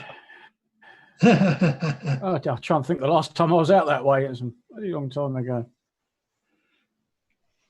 I tell you what, considering that was done at right on lunchtime on the Thursday of what should have been the first week of the school holidays. Mm-hmm. That stage should be heaving full of people. Well, of course, yes. That's more like what you get in like late April after Easter, when everybody. Yeah, it's a nice sunny day, so a few people have come out, and yeah, that's not what it normally looks like. No. The funniest bit was you don't actually get to see them in this video, but there was a couple blowing up. Spent the best part of an hour blowing up an inflatable canoe. They get in it and then they start trying to paddle it, and they haven't got canoe paddles. Oh dear! What they've got is is one of them kayak paddles that comes in half. Yeah. And they've got half each of the kayak paddles. Oh no! Well, there's a reason that kayak paddles and canoe paddles are awfully different, isn't there? Yes. I think they got about 20 feet out from the bank, and they went back into the bank and got back out again. Well, gee, that was worth all the effort then, wasn't it? Oh, yeah. Well, you know. Oh, I see a duck. Yeah, lots of ducks, some geese, some swans, a few boats.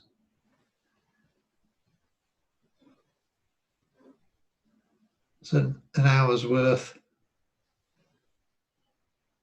Well, 57 minutes. Did anyone notice the thumbnail I used for the stream tonight off my channel? No one noticed. No one noticed it. Trying to think what bloody was it? It was a duck or a. Hang on, let me have another look. It looks a bit ducky. Yeah, Leonardo da Vinci's duck. That one was. Ah, right, because in the thumbnail, the head and the feet are sort of cut off. Yeah, I didn't edit it enough, but I wasn't worried. Yeah, looks awfully like a mallard, doesn't it? Does a bit, yeah. I was going to get into that tonight. I thought I didn't get around to it. I was going to talk about his drawings with the duck, what sort of duck it was or whatever. Because he'd done a lot of drawings, and there's a lot to go in. From what I looked at, and he was obviously one of these guys who just couldn't stop doing things, could he? No, he definitely had OCD type personality in that way. I think so, yeah. John Rapp, no, we don't have sharks in our rivers, nor crocs. Sorry. No. Yes, it is boring. We do actually. We do off the coast. We have some very big sharks. Yeah. But they're basking sharks. Yeah, the largest shark species in the world, aren't they? No, second largest. I could see them quite often. Yeah. Down the beach. And they are completely harmless. Yeah. Well, to us, not if you're very small and crunchy. Oh, look at this! This flashes Michael Jackson background here. Hey, look at that! Very impressive.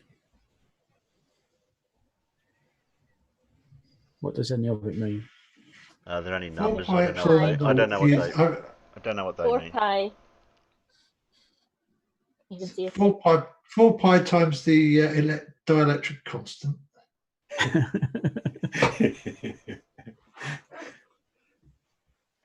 Oh dear.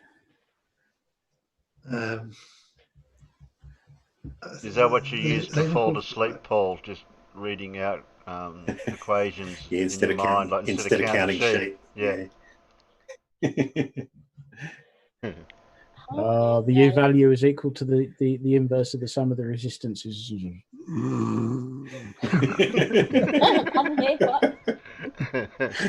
Put me to sleep straight away. You don't have E to read. equals MC delta T. I'd have to just read out E equals MC squared, and that's it. Or Spurs. E equals MC squared. Oh, that was an effort. And C equals the square root of 1 over E naught mu naught. Sorry, epsilon naught mu naught. Look, I only know E equals MC squared. I don't know any other equation.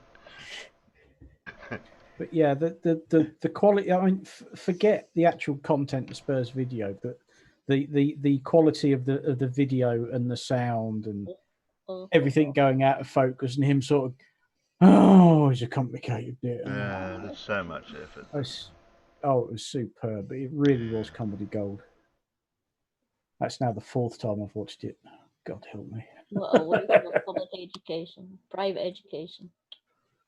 Okay, what are we up to? Oh, it looks like we're up for... But somehow he did claim that proved that rockets can't work beyond 200,000 feet and that therefore space is fake. And you mean jet engines? Oh, yeah, of course, jet engines. Yeah, jet engines don't work at 200,000 feet. There's not enough air.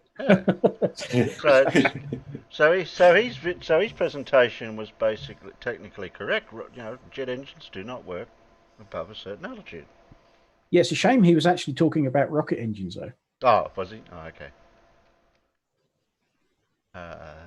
So we've got the comment he put in Skype, he said the main idea is that rockets fail when they try to get above 200,000 feet or so. I might do it again without sounding so stressed. Stressed? Yes. Apparently that was him sounding stressed, and he did it in a bit of a hurry. But he was insisting that video proves beyond any reasonable doubt that rockets can't work in space. No, jet engines can't work in space. I'll agree. Okay. Yeah, jet engines can't. Yeah. That's why we use rockets. Yeah, that's right. Has anyone got anything to shill? I've got a Pip. Pip's got a video coming out in less than a couple of hours, I think. An hour and 19 minutes. Hour and 19 minutes. Anybody else? You got anything coming up, Blue? Oh, you've already done your bit for the Spurs. I have a possible live stream tomorrow night with maybe some visitors. All I can say at the moment. What, your tomorrow night or my tomorrow night? My tomorrow night. Oh. Damn. Sorry. Damn. You got to cater for everybody, you know. I do some in the mornings and I do some in the evenings. Yeah. It's true, she does. I do. Well, how early do I have to get up? Well, if you're not streaming, usually I do one on a Monday or a Tuesday. Well, hang on. You was in one the other day, weren't you? Yeah, it was. Who, me? Yeah. Did I sneak in? Did I? Yeah, that was in my night time. Yeah. Oh. Yeah, so my morning. Yeah. No, we did a spur of the moment one the other night with the rocket launch. Yep. Yeah. Yeah, Thursday. Yeah. Yeah, that was our morning, lunchtime-ish. Yeah. Ish. Yeah. There you go. So what are you worrying about? I don't know. I do them in the morning, so they're straight my morning, so you can come in, and I do some at night. So this daytime, nighttime always gets me confused. Oh, we've been going long enough, I think, for tonight. Oh, thanks everyone. Thanks, Alan. Thanks, Paul. Oh no, sorry, Max. Bourne. Farmer. Max Headroom. Yeah. I can't call you Premier at 3 PM BST, Pip. I'll have to call you Pip. Thanks, Big Blue. Who do we have out there? Gary. Oh, Gary just said hi, Alan. John, Milkman Dan, Matt. Oh, there's Matt. There's a Mad. Carl, Fred, Cuba Tech. Yeah, I've got to get hold of that micro raptor bloke person. Female. Don't know. Yeah, I don't know when they're going to show up again in a peanut gallery because Renee and me have got to play a trick on them. John Stock, Fred. Who else was out there? That's just in my Brainery. Huey. Who else?